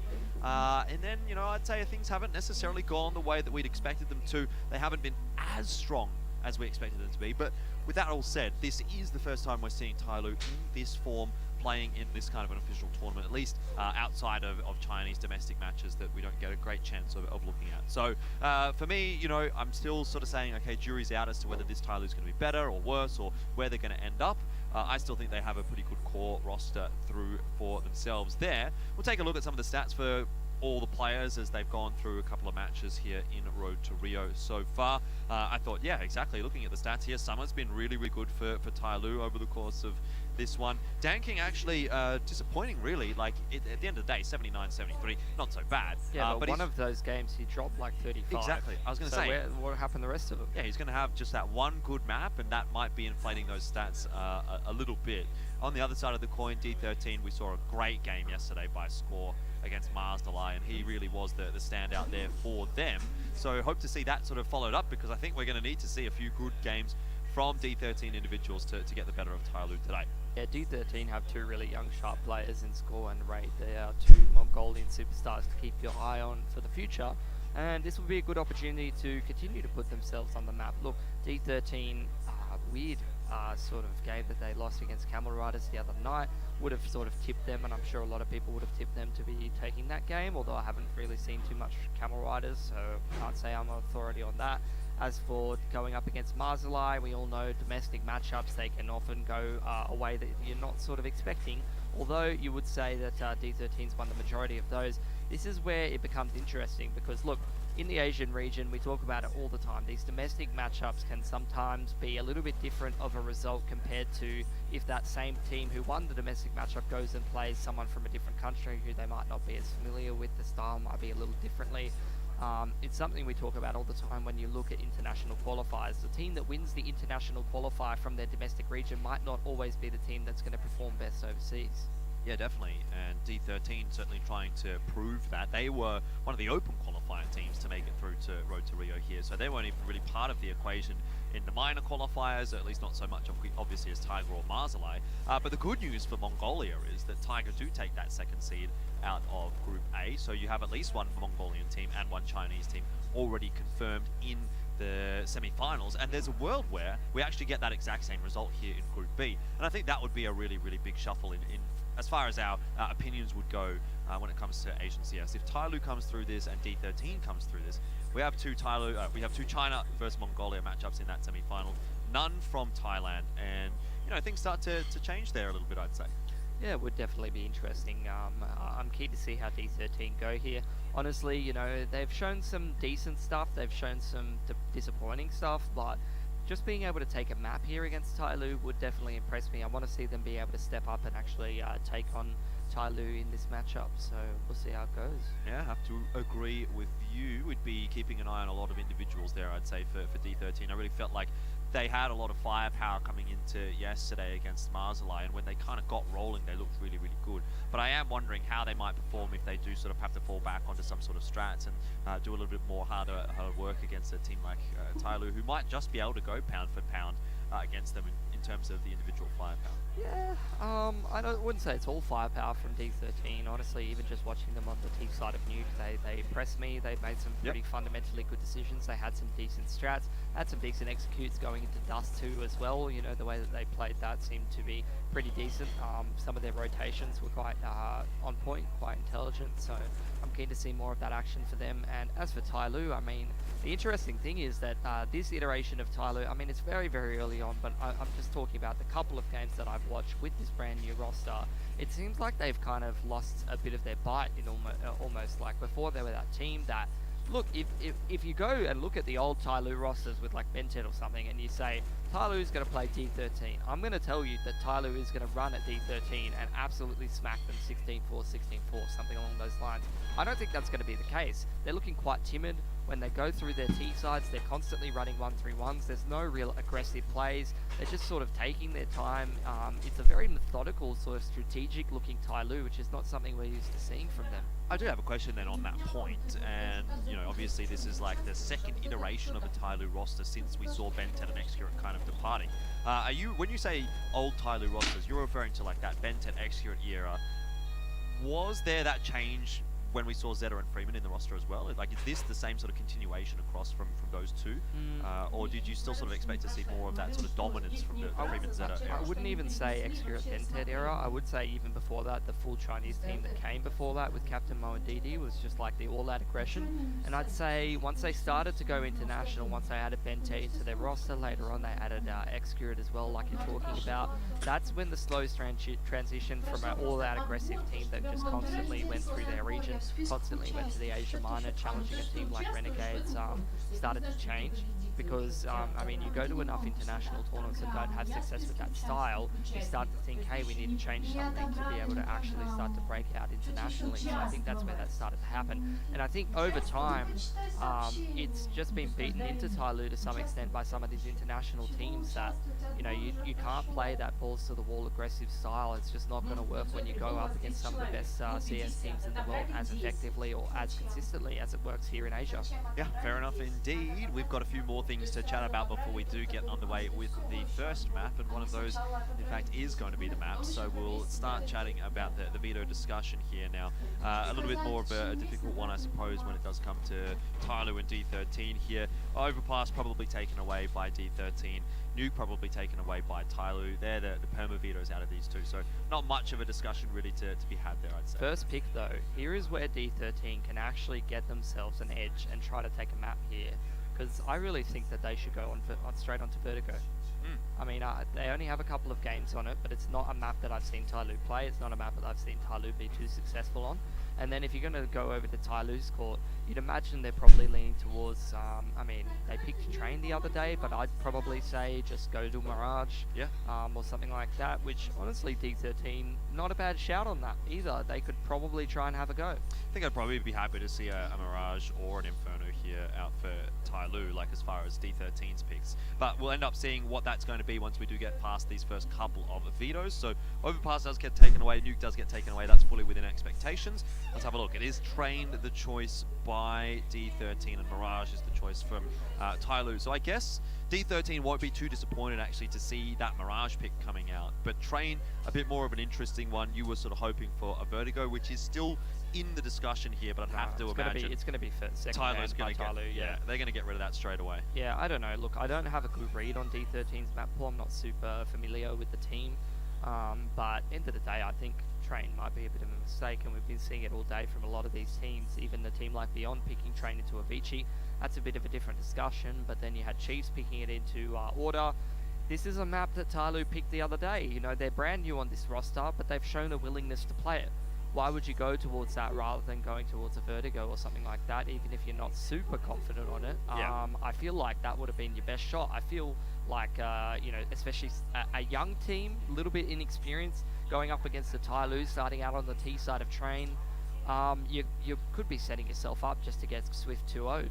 Yeah, end of the day, Train is one of the primary first pick maps for D13 as well, so it's not like Tyloo would come into this one expecting anything really much different. I'd imagine they probably put a little bit of emphasis on that. They probably looked at it and said, you know, this is what we're expecting. And I just want to say one more thing, like before we go into these last couple of maps and we see what the third map is.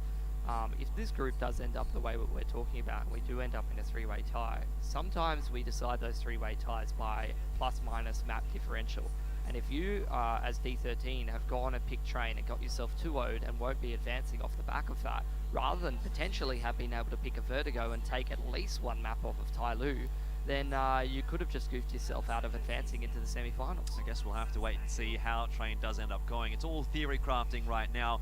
Let's stop with the theory crafting though, as we will find out what that third and final map is in just a second. Dust 2 Vertigo. Look, we definitely expected to see Vertigo go on there. There's no surprises, that's out of the pool. Dust 2, I guess maybe a little bit surprising to me actually to see taken out by D13, because we saw a pretty good map from them against Marzala yesterday on Dust 2. But look, in reality, for them it's probably a choice between Dust 2 and Inferno.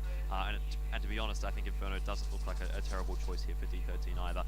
Again, hard to kind of get a bit of a read, just looking at some of the statistics in the last couple of months. But as far as I'm concerned, Inferno is a pretty good one for Tyloo there as well. So it really does seem like Tyloo is going to come out of this map veto pretty happy.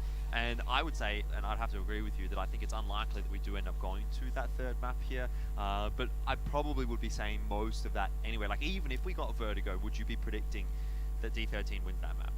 Yeah, I would be, because I just have not seen Tyloo play Vertigo at all. And when they haven't had any success on it. So, you know, especially with a new roster, that's probably about as wide on the map pool as you're going to be going, considering that Tyloo's been, you know, played Train a couple of times, at least picked it the other day. So, you know, it's very hard to say. It's a new roster. D13's, again, not a team that I'm 100% familiar with, but I do know underdogs, and I do know that D13 is the underdog in this matchup against Tyloo. And if you're going to complete an underdog upset, you either have to catch them off in the veto, or you have to know what the veto is before you're going into it and try to anti-strat them a little bit and try to get an advantage that way. Because if you're going to go in here against Tyloo, you're going to go and pick two maps directly in the middle of the map pool, and the only one Train, your pick, that they played just the other day, you better have a damn good plan.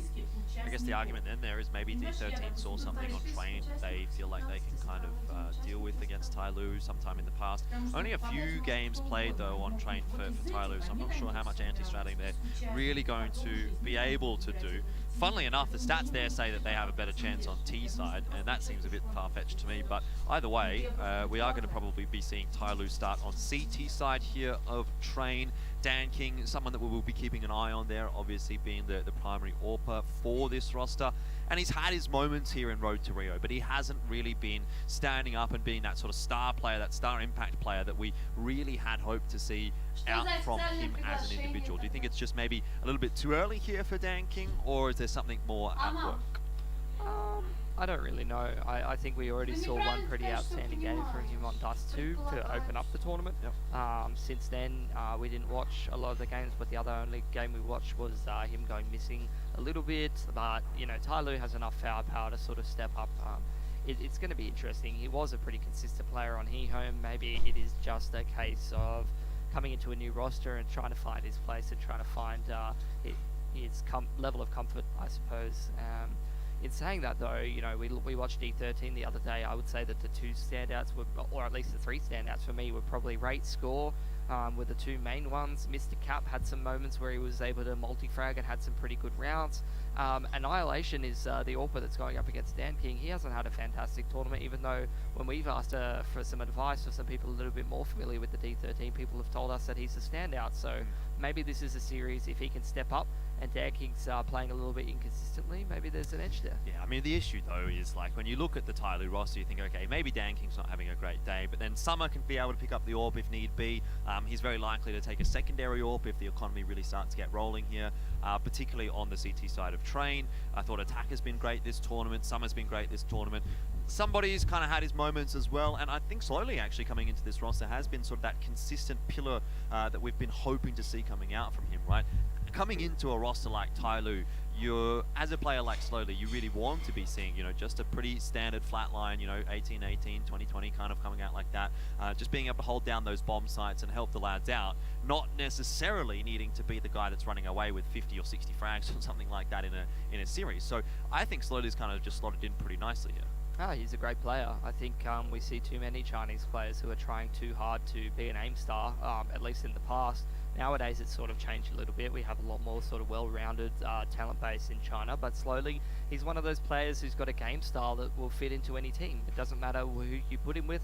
he's going to be able to play some consistent, stable Counter-Strike, and we've seen him continue to do so. He's actually pretty sure topping the stats for Tyloo in this tournament so far, or maybe Summer might be a little bit edging him. Yeah. Yeah, but it's pretty close between those two, right? And considering Summer's, you know, probably a player that's going to go out there and look for the frags a little bit more. So that's pretty impressive stuff from Mr. Slowly so far. And someone's a player with vastly more experience than Slowly as well. He's been around the block quite a lot. And that is one of the other differentiating points here between D13 and Tyloo. For Tyloo, this is really something that they've been there, done that. They've kind of conquered the Asia minors time and time again, even against some of the strongest competition that has been coming out from ANZ. For D13 here, Road to Rio, probably one of their biggest tournaments to date, even if it is an online tournament, even if it isn't necessarily a direct qualifier for the major, just a small piece of the puzzle. So, a big task today for D13 against Tyloo, but a win here would be massive for them and would almost likely assure them a second place in this group, which would put them through to the semi-finals. Tyloo, of course, are looking for a 3-0, and they're pretty much there already. What can they do, though, today against D13? Will it be a clean one? Will it take some time?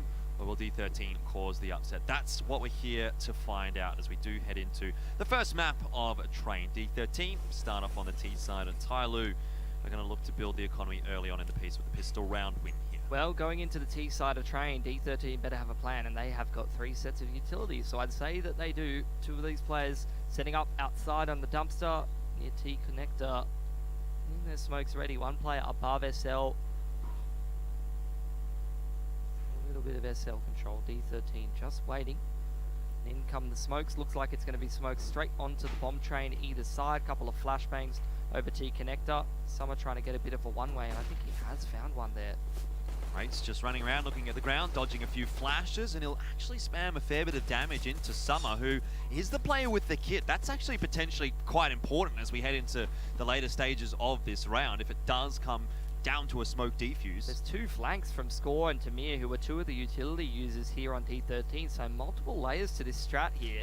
Slowly, not prepared quite for Tamir, gets his head chopped off. It is Summer in the smoke, he's defusing, and the grenade finishes him off. That damage that I spoke about at the start of the round is enough to put him down low, and that finishes him off pretty easily, that grenade. That's going to be the end of the round. D13, they pull off something pretty impressive. That might be the best pistol we've seen all day, and we've seen a hell of a lot of good teams. Oh man, wall of smoke on the site, get that bomb down. You got a flank coming in from Ivy, a flank coming in from Inner. That was beautiful. I'm very impressed by that. Well, we were pretty impressed yesterday by D13 as well. And they're just showing that they are not going to go down without a fight here against D13, against Tyloo rather, I should say, who have actually opted to invest into it. You got a couple of scouts, Dan King and Summer, and not too big of a surprise to see those 2 picking a couple of the scoped weapons up. Got a couple of scouts. Bit of a force buy out of Tyloo. They don't want to let this game get too far away from them. It's only a pistol for D13. That is a round where you can pre-plan to precision exactly what you want to be doing. Somebody just wide swinging with a CT. Does take out rate, but traded back by Score. Not too bad going for a 1-for-1 there. D13. See if they can hold their nerve in this 4-on-4. Both of the scouts literally standing right next to each other for a moment there, Dan King and Summer. Oh, we got a picture of Dan King now. What a strapping young lad. Does look like a bit of a fresher face. I'll say that much. It looks like he hangs out with the freshest dudes and eats at the chillest restaurants. I would say so.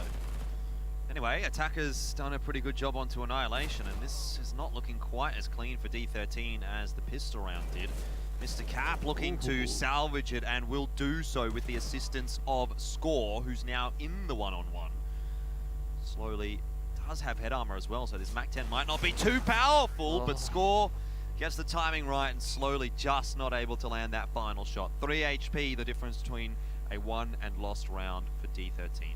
Not sure what Slowly's doing running around there like a madman in the middle of the train yard. Could have definitely just taken his time there with the Deagle armor, but end of the day, that's some fantastic damage from Tyloo onto D13. Only 1 player surviving. If they upgrade a couple pistols, look, we're seeing 3 Deagles and some Zeuses. That could definitely do the damage. D13, 4 MAC-10s. Gonna cash. Actually, it's very interesting from Tamir. Just all by himself, running straight into B. That's a bit of a throwback. I haven't seen that for ages. A bit of a money man setup, just sending him straight into B to find out if there's a stack there, farm a bit of info, and the rest of D13 go on to outers.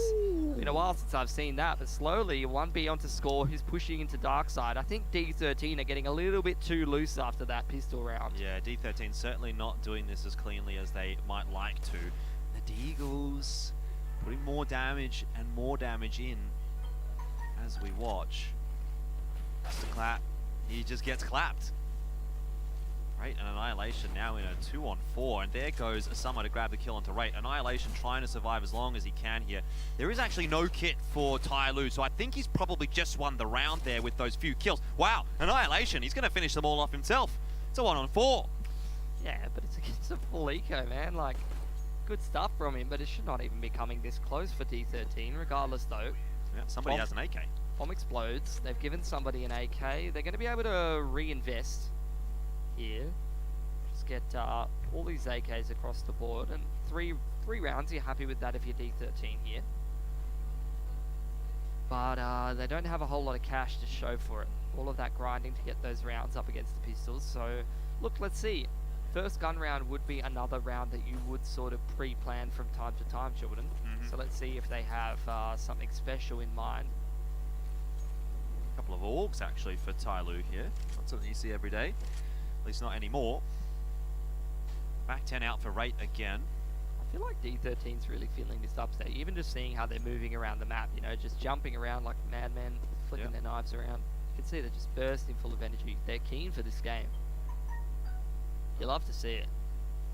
The tournament lives are on the line, and it's not necessarily just requiring a victory against Tai Lu, but even a map could be the difference for them and making it through to playoffs.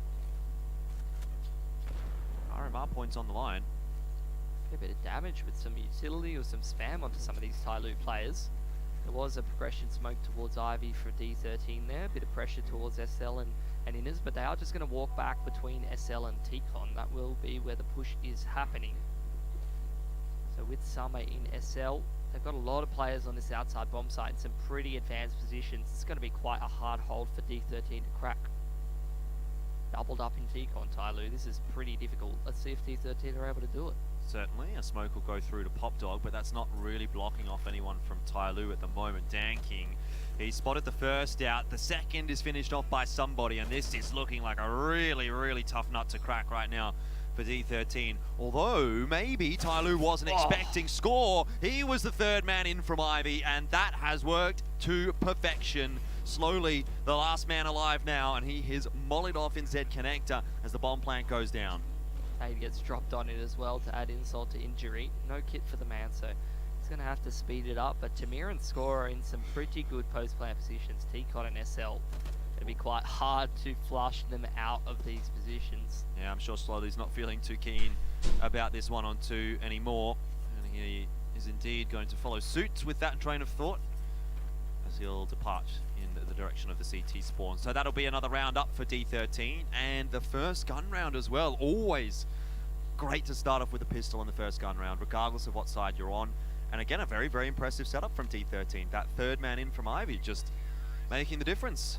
Yeah, it didn't look like it was going well for them. Let's face it, if you're going into that outside bomb site where you've got a double setup in T-Con and 4 players in total on that outside bomb site, it's going to be pretty difficult to sort of crack that sort of defense. But D13, exactly like you said, it was Score, the difference maker, running in through Ivy, popping 2 players' heads off. And yeah, D13 up 4-0 now. Really, you know, these have been quite close rounds, so their economy hasn't really built up just yet. But if they're able to continue this momentum, this round in particular, if they can pick this one up, they could break Tai Lu's money at least for the singular round, and that's where you can really start to see them steamroll ahead on the T side here. D13 are going to take close rounds as long as they're winning them any day of the week on the T side. Yeah. This is what I love to see, honestly. Some of these younger Asian teams starting to show up to these games and show us what they're made of. Yeah, and Score. Young, he's young, he's 17 years old, sharp as hell. 5-1 right now. Good news for D13 as they progress forward into round 5 up against the bye that Tyloo has gotten. It's featuring an AWP in the hands of Dan King, who is another one of those younger players from the Asian region that we've highlighted extensively. D13 grouping up towards inner. This would be a great play for the kind of utility that Tyloo was sitting on. Obviously, it's good that Summer's now rotated in with that Molotov. Great, just spamming away. And look at this stack from Tyloo. Wow. A 5-man stack towards the inner bomb site. D13, are they reading it? They're sending a few players back toward SL. This is very strange. Looks like Tyloo's got a hard read, but Dan King's going to go back now. That looked like a bit of miscommunication from Tyloo, all things considered, but it is an Innis hit.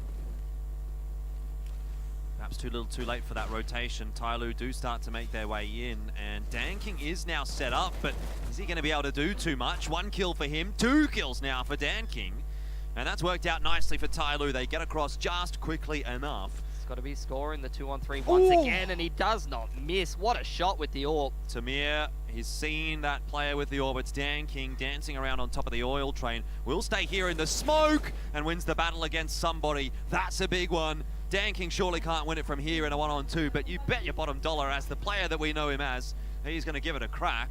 Pushes his way forward, looking for Tamir, looking for score, doesn't hit that shot, and that more or less seals it. He's going to back out, but he won't survive this, or maybe he will. He does manage to kill Tamir. I don't know what's going on. Score will finish it off. Either way, that's the round over, and D13 are up 5-0 over Tyloo. Unbelievable. That's going to single reset Tyloo. You're looking at 3.5 across the board for most of their players, so they're just going to take a half bite. And D13, another damn close round. But let's face it, look, if they can... Oh, what a shot. That was nasty from Dan King. If D13 can close this anti sort of half buy out cleanly, then they're going to build up a lot of cash. But not only that, even if they can just win it, they're up 6-0 on train. That's almost job done on that T side.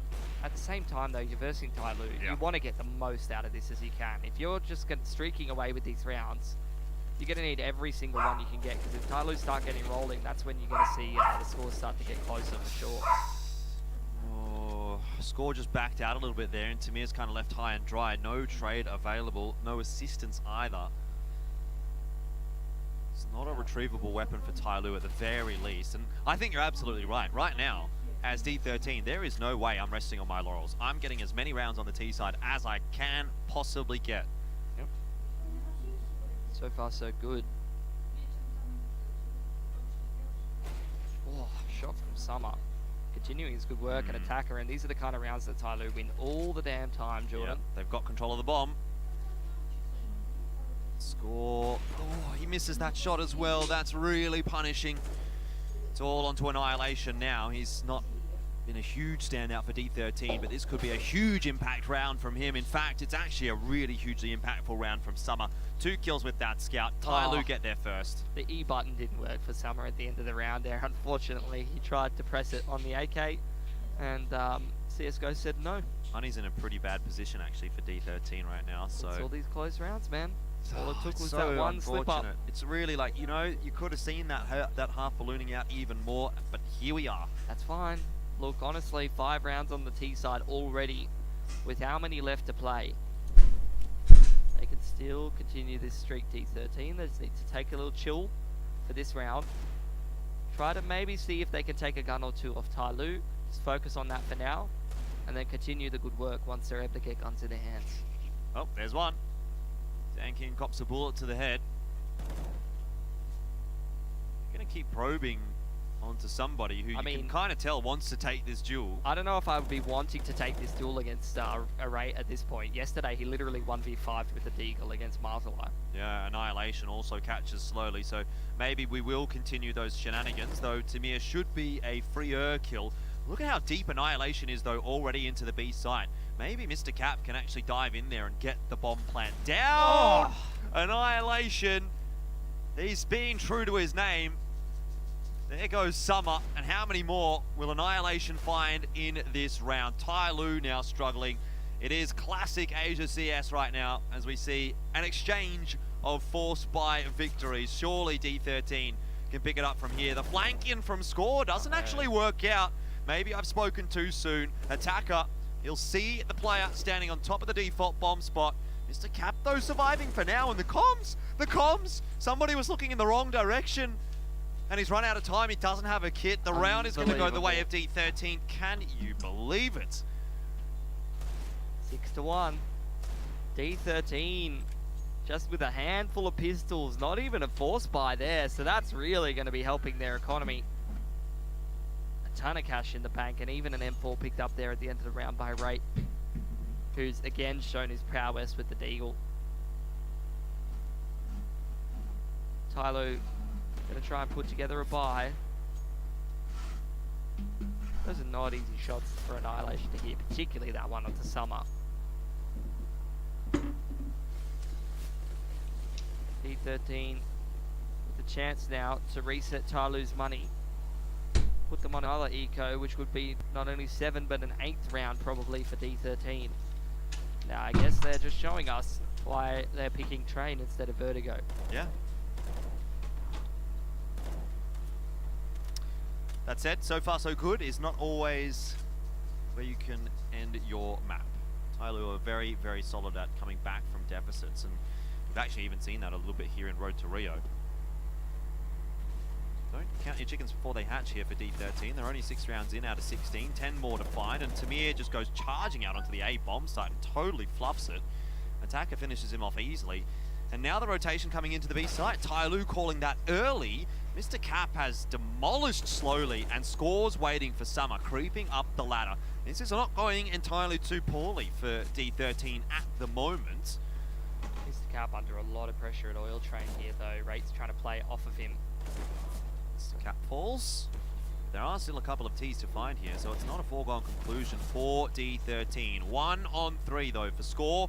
He's got a molly, but there are smokes available for Tyloo, so that's not going to be too big of a deal. It goes straight into the smoke, and he won't actually be able to get down the ramp. That's the round for Tyloo. Bit of an anti-climax in the end. Still enough money for D13 to put together a buy here though, particularly with Score holding onto that AK. You can just drop an AK to Annihilation or to Mir. And they've still got another buy they can put together here. They're going to take a timeout though. They're going to take some time to think about this. Good round for Tyloo though, starting to turn things around. 3 players surviving, starts to build up their cash. Even if they could turn this down into like a 9-6 half, I feel like that's still going to be a pretty good result for D13. The job's done for them on this T side. The question is, how much further can they push it? How much easier can they make it for themselves heading through onto their CT side? That's the key sticking point, isn't it? D13 are good right now, but if this ends up going 9-6, you know, we're probably singing a bit of a different song actually. Come half time, it would have meant that Tyloo would have won 7 or 8 rounds in a row, and we'd be really a bit concerned then about how the form is, the momentum is for D13 headed into that second half. And at that point, it then still sort of becomes up in the air. Pistol round becomes important. But if D13 can put 2 or 3 more on the board here, then Tyloo certainly are going to be the ones with their backs against the wall headed into that second half, regardless of how the other rounds do turn out. So, job's not yet done for D13, as they'll work their way again towards the B bomb site.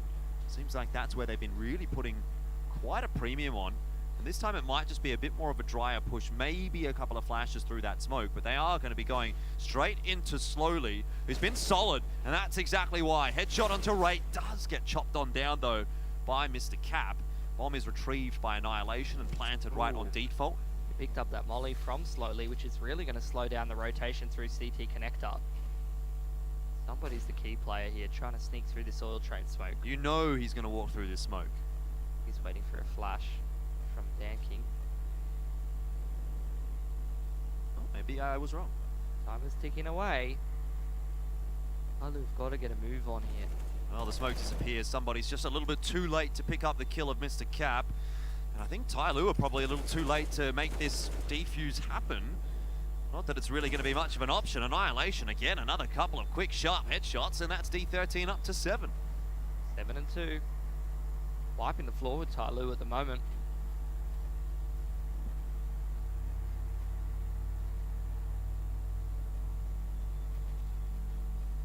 Another buy coming through from Tai Lu. After a solid win in the last round, they've got enough cash to be able to recover from that win from D13. But they do have to go down to an MP9 on Slowly, a CZ on Summer. So they're going to go on the offensive towards lower ramp here. Wow, that's not how you want to start things off. At the very least, Annihilation's able to trade back on down, but it's going to require score dealing with Attacker. Otherwise, Tamir's out kind of high and dry. That said, Attacker, he doesn't seem to be aware that Tamir is actually out onto the bomb site, so that's not worked out too nicely for Tai Lu at all. And wow, what a shot from Tamir as somebody falls and puts it into a 1-on-2 for Summer. A CZ only to his name. They don't even need to plant the bomb here, D13. They can just brawl it out with Tai Lu. That's going to be Tai Lu reset, at least for the singular round. 3 to 3.5k in the bank. They're going to take a timeout. D13 is absolutely smacking one of the best teams in the region. This is what we love about competitions like Road to Rio. D13, they have grinded their way through the open circuit to make it to this competition, to show us what they're made of, and now they're doing it. That statistic may be about to change. And it is true, they've only played 4 maps of Counter-Strike with the core roster that they have now. Yeah, and they almost lost 2 of them. That's true. But it's not over yet. D13 been doing well on their T side. Maybe it's just like Mongolians, Tai Lu's new kryptonite. Perhaps. Which, if you think about it, if Tai Lu goes through first place in this group, that's probably not good news. No. Actually, one would argue normally that T13 is a stronger side than Tiger. Or not a stronger side. Tiger's the stronger side. Yeah, Tiger's the stronger side, in theory, than D13. But you never know how these things end up panning out. D13's playing damn good on train, I'll give him that. I gotta say, I've actually been pretty impressed with Mr. Cap today. Yeah? Didn't talk too much about Mr. Cap yesterday. Oh, but, I remember that round he was holding down long. Yeah, like he had a few rounds, but I think here he's been really good, really solid on the trades, and actually looking like a bit more of an entry kind of style from Mr. Cap today as well, and there is just another example of it. Tan King ends up falling, and slightly he gave a moment of excitement, but another round for D13, and in reality now it's kind of like, well, this is the new normal. Tai Lu going to put together a bite. It's going to be a double AWP that they're going to try and go for to slow this crusade down from D13. 9 and 2, unbelievable. Still got enough cash for another buy, even if this double AWP does get through for Tai Lu. Try and give D13 double digits here.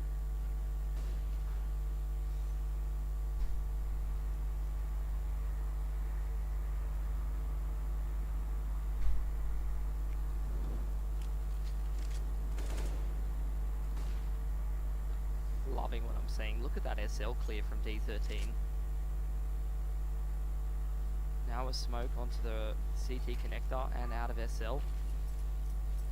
Smoke deep onto the back of Green Train. What a strat! The flashes from D13 are just too good. Tamir, he's gotten behind Attacker. Summer's got no idea where to look. Pilski, sounds like you're loving it. You're loving it right now. The nerdgasm of a CS IGL after seeing that round. Can you believe it? D13 are just putting Tai Lu to the sword. It starts off with Ray in T connector. Oh, hold that thought. Let's give Tai Lu the benefit of the doubt in a 2-on-4. Round's over. They're saving. They've got no kit. But it starts off with Ray in T connector, throwing some utility out, drawing some utility back from Tai Lu, and maintaining control of that part of the map. And then look at that utility clear of SL. They immediately drop down. And then the execute comes in. Back a Green Train smoke, CT connector smoke, Mr. Cap's pegging flashes over the top of the sign in the train yard. All the CTs are blind, and you've got 3 or 4 riflers just running out at you. What do? You don't. You call a tactical pause. That was a great strat. Love to see a breakdown of it, Pilski. You might be doing so. sure that's something we can work on for the analyst desk segment or something like that. I mean, if D13 go through to tomorrow, oh yeah, and they win this game, I'm going to be telling everyone how good they are. They're doing a damn good job of it right now. Tai Lu not showing up. And D13 showing up even more so than we expected. Thought they performed well yesterday, but I'd say they're looking better today, actually, than what we saw yesterday. And the craziest thing about this is you go back 2 days and D13 was losing to Camel Riders. Yes. So, what's going on there? Look, I didn't even want to mention it, really. Let's just focus on the positives, shall we? Whole bunch of utility being thrown out towards outer. It's another execute. Taka would be the main man to get some work done, and of course he is doing so. Danking as well. It's going much better for Tai Lu. I think it was much less pacing there out from D13 this time around. Saw them just go for the execute at the start of the round. That's a little bit more straightforward, a little bit easier for Tai Lu to stop than what we saw in the previous round, where there was setup. It was, you know, a little bit of utility towards inner. Ooh. Hang on a minute. No. Well, that's good damage. Even just that one kill is some good damage. D13 has the economy to be able to buy straight back into this one. Yeah, they'll be able to buy the half out. And the damage might be relevant moving forward. I don't think they'll be able to buy the half out. If they lose this one, they might have some trouble with the cash. Really? They haven't bought up yet. Score's got 500. Yeah. Mr. Caps broke, rates broke.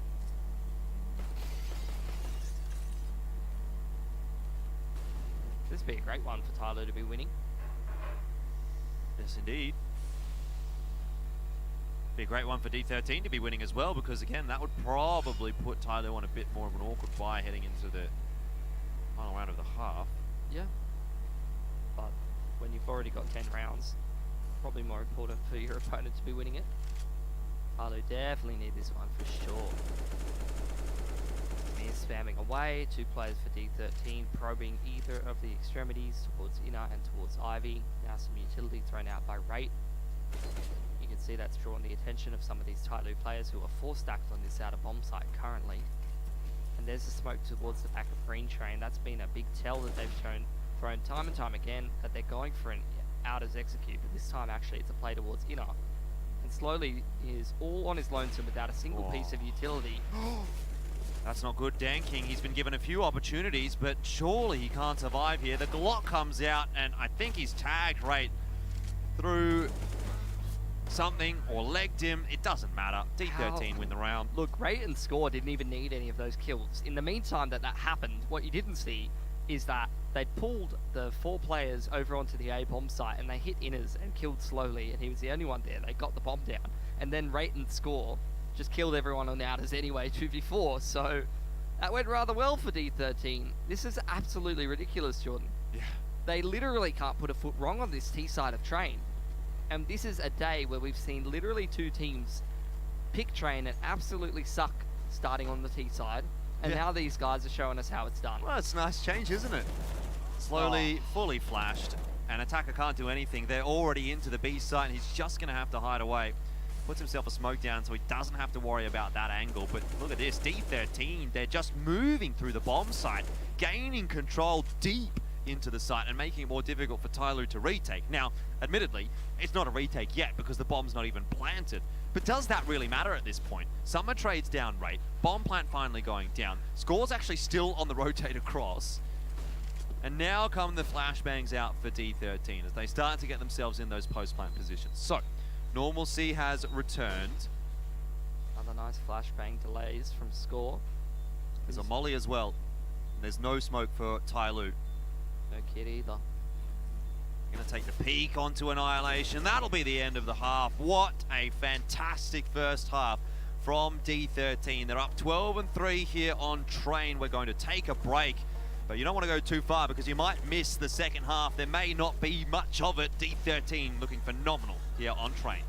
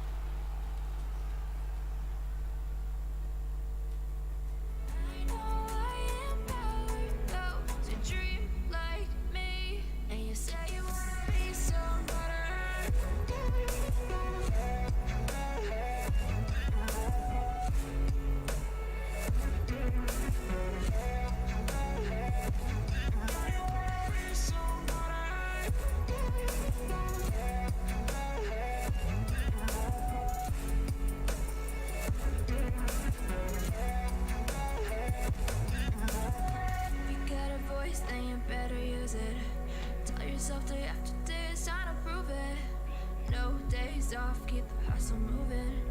Wanna see you be what you wanted to be, prove it. I know I sound crazy to the ones who said all. I know I empower those who dream like me. I know I sound crazy to the ones who said all. I know I empower those who dream like me. And you say you wanna be somebody. And you say you wanna be somebody. And you say you wanna be somebody. And you say you wanna be somebody.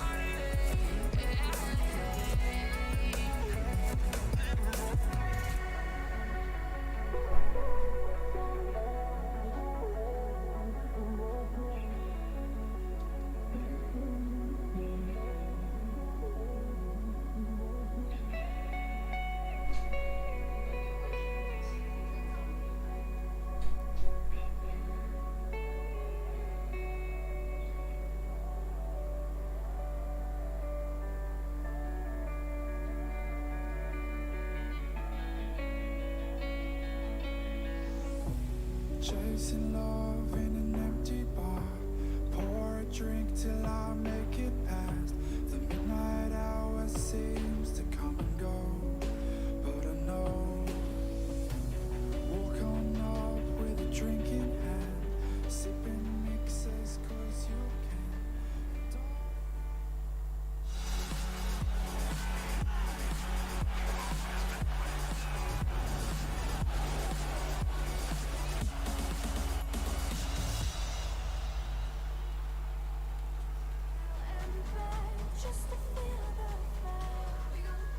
Welcome back to ESL 1 Road to Rio Asia portion. If you are confused, no, the scores are not the wrong way around. It's 12-3 on the T side of train for D13 on their map pick, moving into the CT side of train.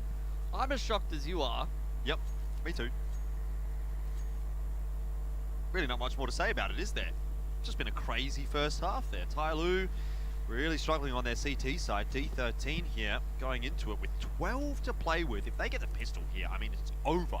And even if they don't, it's still looking really tough for Tyloo, but they're certainly not messing around heading into this second half, are they, Tyloo? They're going to overwhelm Annihilation and then just chase down Mr. Cat before he can even put that smoke up.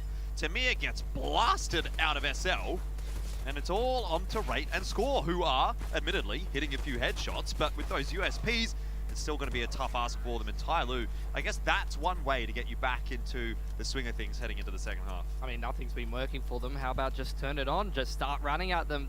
Go back into the old strat book. Oh, what's that? Shoot heads? Maybe that'll work for us. So far, so good in the pistol round. D13 gonna force up. See if they can get anything done with the pistol and armor. Handful of smokes, handful of utilities. Could definitely work for them.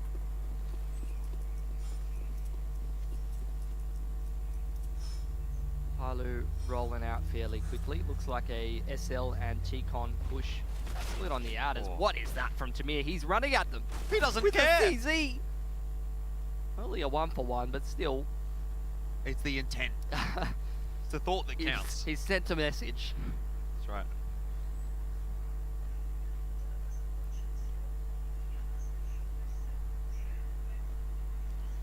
(9-6) for Marzalai at the moment over Camel Riders in the first map, so have to keep an eye on that match as well, because it does have a lot of context in regard to the whole group of Group B here for Tyloo D13 as well. Tyloo are going to work their way into the B bomb site. Already a rotation coming across from D13. And they have two players, and they have Rate on the B bomb site, who smashes away Summer and Dan King. Score, you can bet that he's going to finish that one off, no problems at all with an AK, and that round, it just disappears. It looks way too easy. And yet you think D13's the one that come into that one with CZs and deals, like, what is going on? Nothing could go wrong for them at this point. And Tyloo instantly reset, back to square one. Probably looking at trying to force into this round, I would imagine. It's what we usually see from a lot of these teams. Not really firing yet. I guess they're taking a save. That's very un-Tyloo of them. So we'll see what they can get done with these couple of Deagles. Just the Eagles here for Tai Lu, and a disappointing start to the half for them, but we'll see if they can convert anything in here. Mr. Cap's gotten rid of some up. Well, not the only person that's being dealt with. Score is 18-5 against one of the top teams in the region.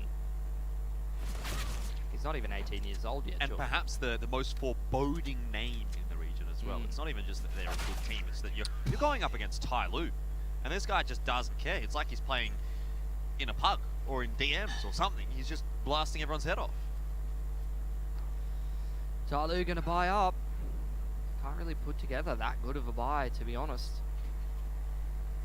Down King's really favouring the utility here. Same thing with Slowly and Summer. Attacker and somebody going for AK and armor. Do they have something in particular planned with this utility is what I'm wondering. Looks like running very quickly towards inner. Slowly going over here towards Ivy. Right. Soloing this B-bomb site for the time being. Should be calling for a rotate anytime soon. Annihilation heading over in that direction as D13 take control of T Connector. D13, they just thought they were about to stack inners very quickly. Scores being flashed in towards SL. There's quite a bit of information for D13, making all the right moves. Nice nade, smoke from Annihilation. This execute comes in from Tai Lu. Annihilation, he's burning alive! How long did he stand in that Molotov for? That is crazy. Tai Lu have just walked into the B site. I think D13 will just probably save here. Samir, maybe not. He's only got an MP9 though, and I think that's probably all the action we'll get. Well, definitely not ideal. It's a bit of a contrast, isn't it, to Annihilation running around one-tapping people with that AK on T side to burning alive. Here's a little bit of a replay of one of those really nice executes we saw from D13. See Rate going out of connector, the flashes going over the top. Tamir's already behind them. Score's already ready to deal with that player on top of Blue Train. Tamir's all the way behind Bomb Train before anything's even happened, and that's all as a result of this smoke that you see on the right side of your screen. Tamir's thrown that as a progression outside of SL after they've cleared SL, and that's got him very, very deep into the site before Tai Lu can even react. Particularly that player at E-Box there was just absolutely full white. And there was really no reaction there for Tai Lu. There was nothing they could do. There was smokes on all the important lines of vision. There was players behind them, in front of them, to the side of them, and they were full white. What do you really do? You love to see it. I'd love to take it many looks at that round, to be honest. Regardless though, we have a new one. Tai Lu with a full buy. D13 is once again deep control of T Connector. Scores in SL as well. Attacker, nice movement. Grab some info. Throws a molly there. Exchange with a smoke, which doesn't work. Please fix Gabe. Just a little tickle for Score, nothing to get too concerned about. Tai Lu taking this one pretty slow. What are they setting up for? At the moment, somebody's above SL. Attackers joining the rest of the lads over here towards T Connector. Looks like it's a bit of a 1-1-3 split towards outers, I would imagine. Somebody probably going to throw some utility towards inner, perhaps. There's the rest of the boys. Actually, it's a 4-man creep out of Ivy. So maybe they'll go towards dark side instead.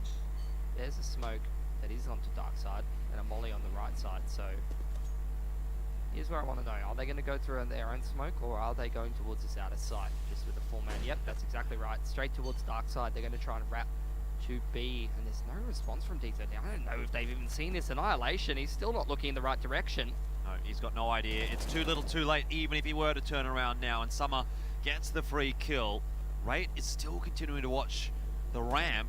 He's going to have to take some fancy fragging here for D13 to survive. In fact, the bomb's going down on A. Attacker and Slowly deal with the players coming through the connector pretty quickly. That's That's a really confusing round from the perspective of D13. They just had no idea what was going on. Yeah. And then when they think they know, they still don't. It's a bit of a masterstroke as well, because you see at the end there, when Tyloo are just charging dark side and they're going into CT spawn, not only is Score deep in SL, which they know about from a while ago, so there's no player that's really in position to see them on that CT wrap, but also somebody throws a flashbang onto that B bomb site to try to mask those footsteps potentially. So Annihilation, he's half white, and by the time, you know, the rest of Tyloo make their way through CT spawn, it's already too late. He's already surrounded by players, and then Tyloo wrap back towards outer. Not a single gun held onto by D13. Their money's very broken here. But I'd say at 14 rounds already, it's probably job done here. It's probably only a matter of time, but it is Tyloo. This is a team with enough experience to grind back an 8 to 9 round deficit, that's for sure. And they're playing confident enough to do it. Yeah, they are starting to... I mean, it's not really becoming a problem just yet for D13, but you are kind of starting to see those seeds of doubt. At least I'm sort of feeling that. How does he do it every time, Ray? Good with the Deagle. He's untouchable with the Deagle. Just take it into the gun rounds, mate. Ooh. Cheeky. Interesting. Unfortunate.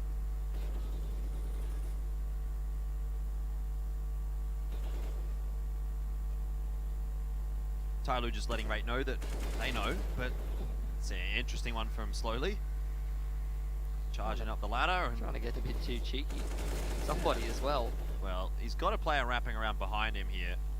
Does Rate, but he's heard it! Pulls out the Deagle, Jordan! Why would you use the AK? Who needs it? 20 bullets. No, not like he really needed to pull the Deagle out, was it? No. Just style points. 4 guns taken away at the end of the round from Tyloo. That's gotten a little bit expensive there. And Rate's got himself an AK, and you love to see this for D13. They're not going to overcommit to that buy. There's no need to, really. Just stack up that loss bonus and make sure you're able to get those double AWPs and all the utility. You've got the round gap to do it. You've definitely done a hell of a lot of damage that last round to Tyloo's economy. Well, a bit of a chance for some more here. Rate is already on the move over from the B side. He's up in the brown halls. Obviously, it's on the A bomb side for Tyloo, so he's not too concerned about what's going on his rotation. Plan has gone down. Slowly's pretty low on HP, though. Samir won't win that fight, nor will Annihilation, so Rate coming in from SL, probably the only one that's liable to do any real significant damage in this one. But that said, Score, faced with somebody who doesn't have a huge amount of HP, does actually end up finding himself another AK, and Slowly's potentially prompted to push through that smoke to try and steal that AK back. Looks like Score would have gotten out okay if he would have just run into CT spawn, but ends up getting a little bit greedy for another frag, and will end up going down. Rate continuing with the AK from the previous.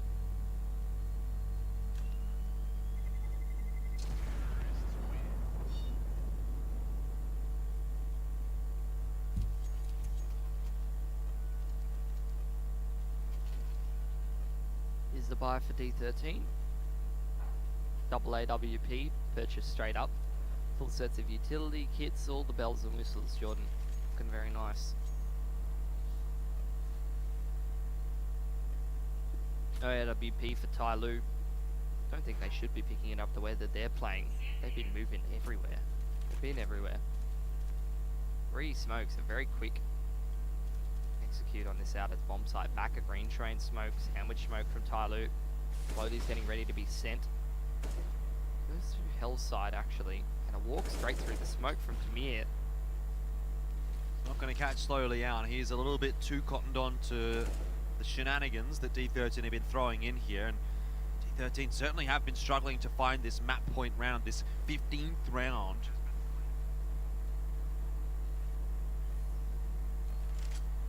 That seems to have continued here. Maybe the graphic that we saw at the start of this one was correct. said D13 and Tyloo were more favoured on the T side. And here we are.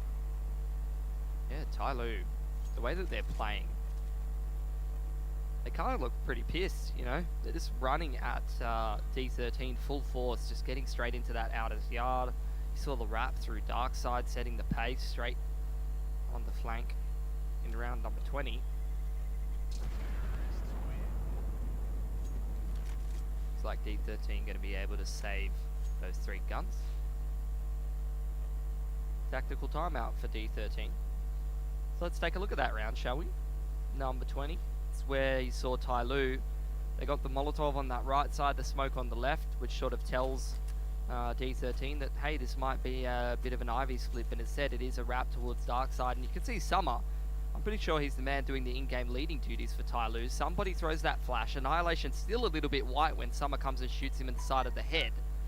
And I'm sure Summer knows exactly what his job is there, because he's the man leading the troops, as he's pulled the rotation with that kill onto Annihilation, pulled the over-rotation, and now Tyloo, somebody goes back down SL, and the rest of the lads go straight onto that outer bomb site. That's a fantastic call. Yeah, and you could really tell that Tyloo were the ones that were dictating everything in that round. D13 had no idea what was going on. No, and Tyloo were like 4 steps ahead. Exactly, and by the time Annihilation goes down, D13's like, go, rotate over to B. But Tyloo's walking out from Ivy there and getting the bomb down on the A side. It's just crazy. It's madness. Anyway, that's so the is second this. time that Tamir has run through that sandwich smoke. And the second time, it's resulted in a kill for Slowly. You can't be doing that. Annihilation's managed to wallbang him, maybe shoot him through a smoke, and Tyloo grouping up in this lowers. Smoke just goes straight out of it. Wait can't do anything about it because Attacker snapped his head off. Oh, man. This is looking like it's just slipping away a little bit for D13. Honestly, I feel like D13 have, if anything, made Tyloo take them a little bit seriously. Maybe not score though. Still a little bit cheeky, this 17-year-old. Yeah, well, it's nice to get that bit of extra cash on the CT side. Look at what that does for the D13 economy. Still gives him plenty of time to get over to the B site here, but Tyloo did plant the bomb relatively quickly. Okay. Somebody is going to go down, but Attacker easily able to trade there for score. And while Annihilation does get a nice one back onto Attacker, he won't have too much time. And so that's another round for Tyloo as they inch closer to D13. Yeah, and they've strung enough together here to build themselves up a very strong economy. As for D13, well and truly in full loss bonus. We'll be able to buy again into this round. It's starting to get a little bit too close for comfort. And D13, they will have to win 2 gun rounds in a row. Because Tyloo's not going to be running out of money anytime soon. Single AWP this time around.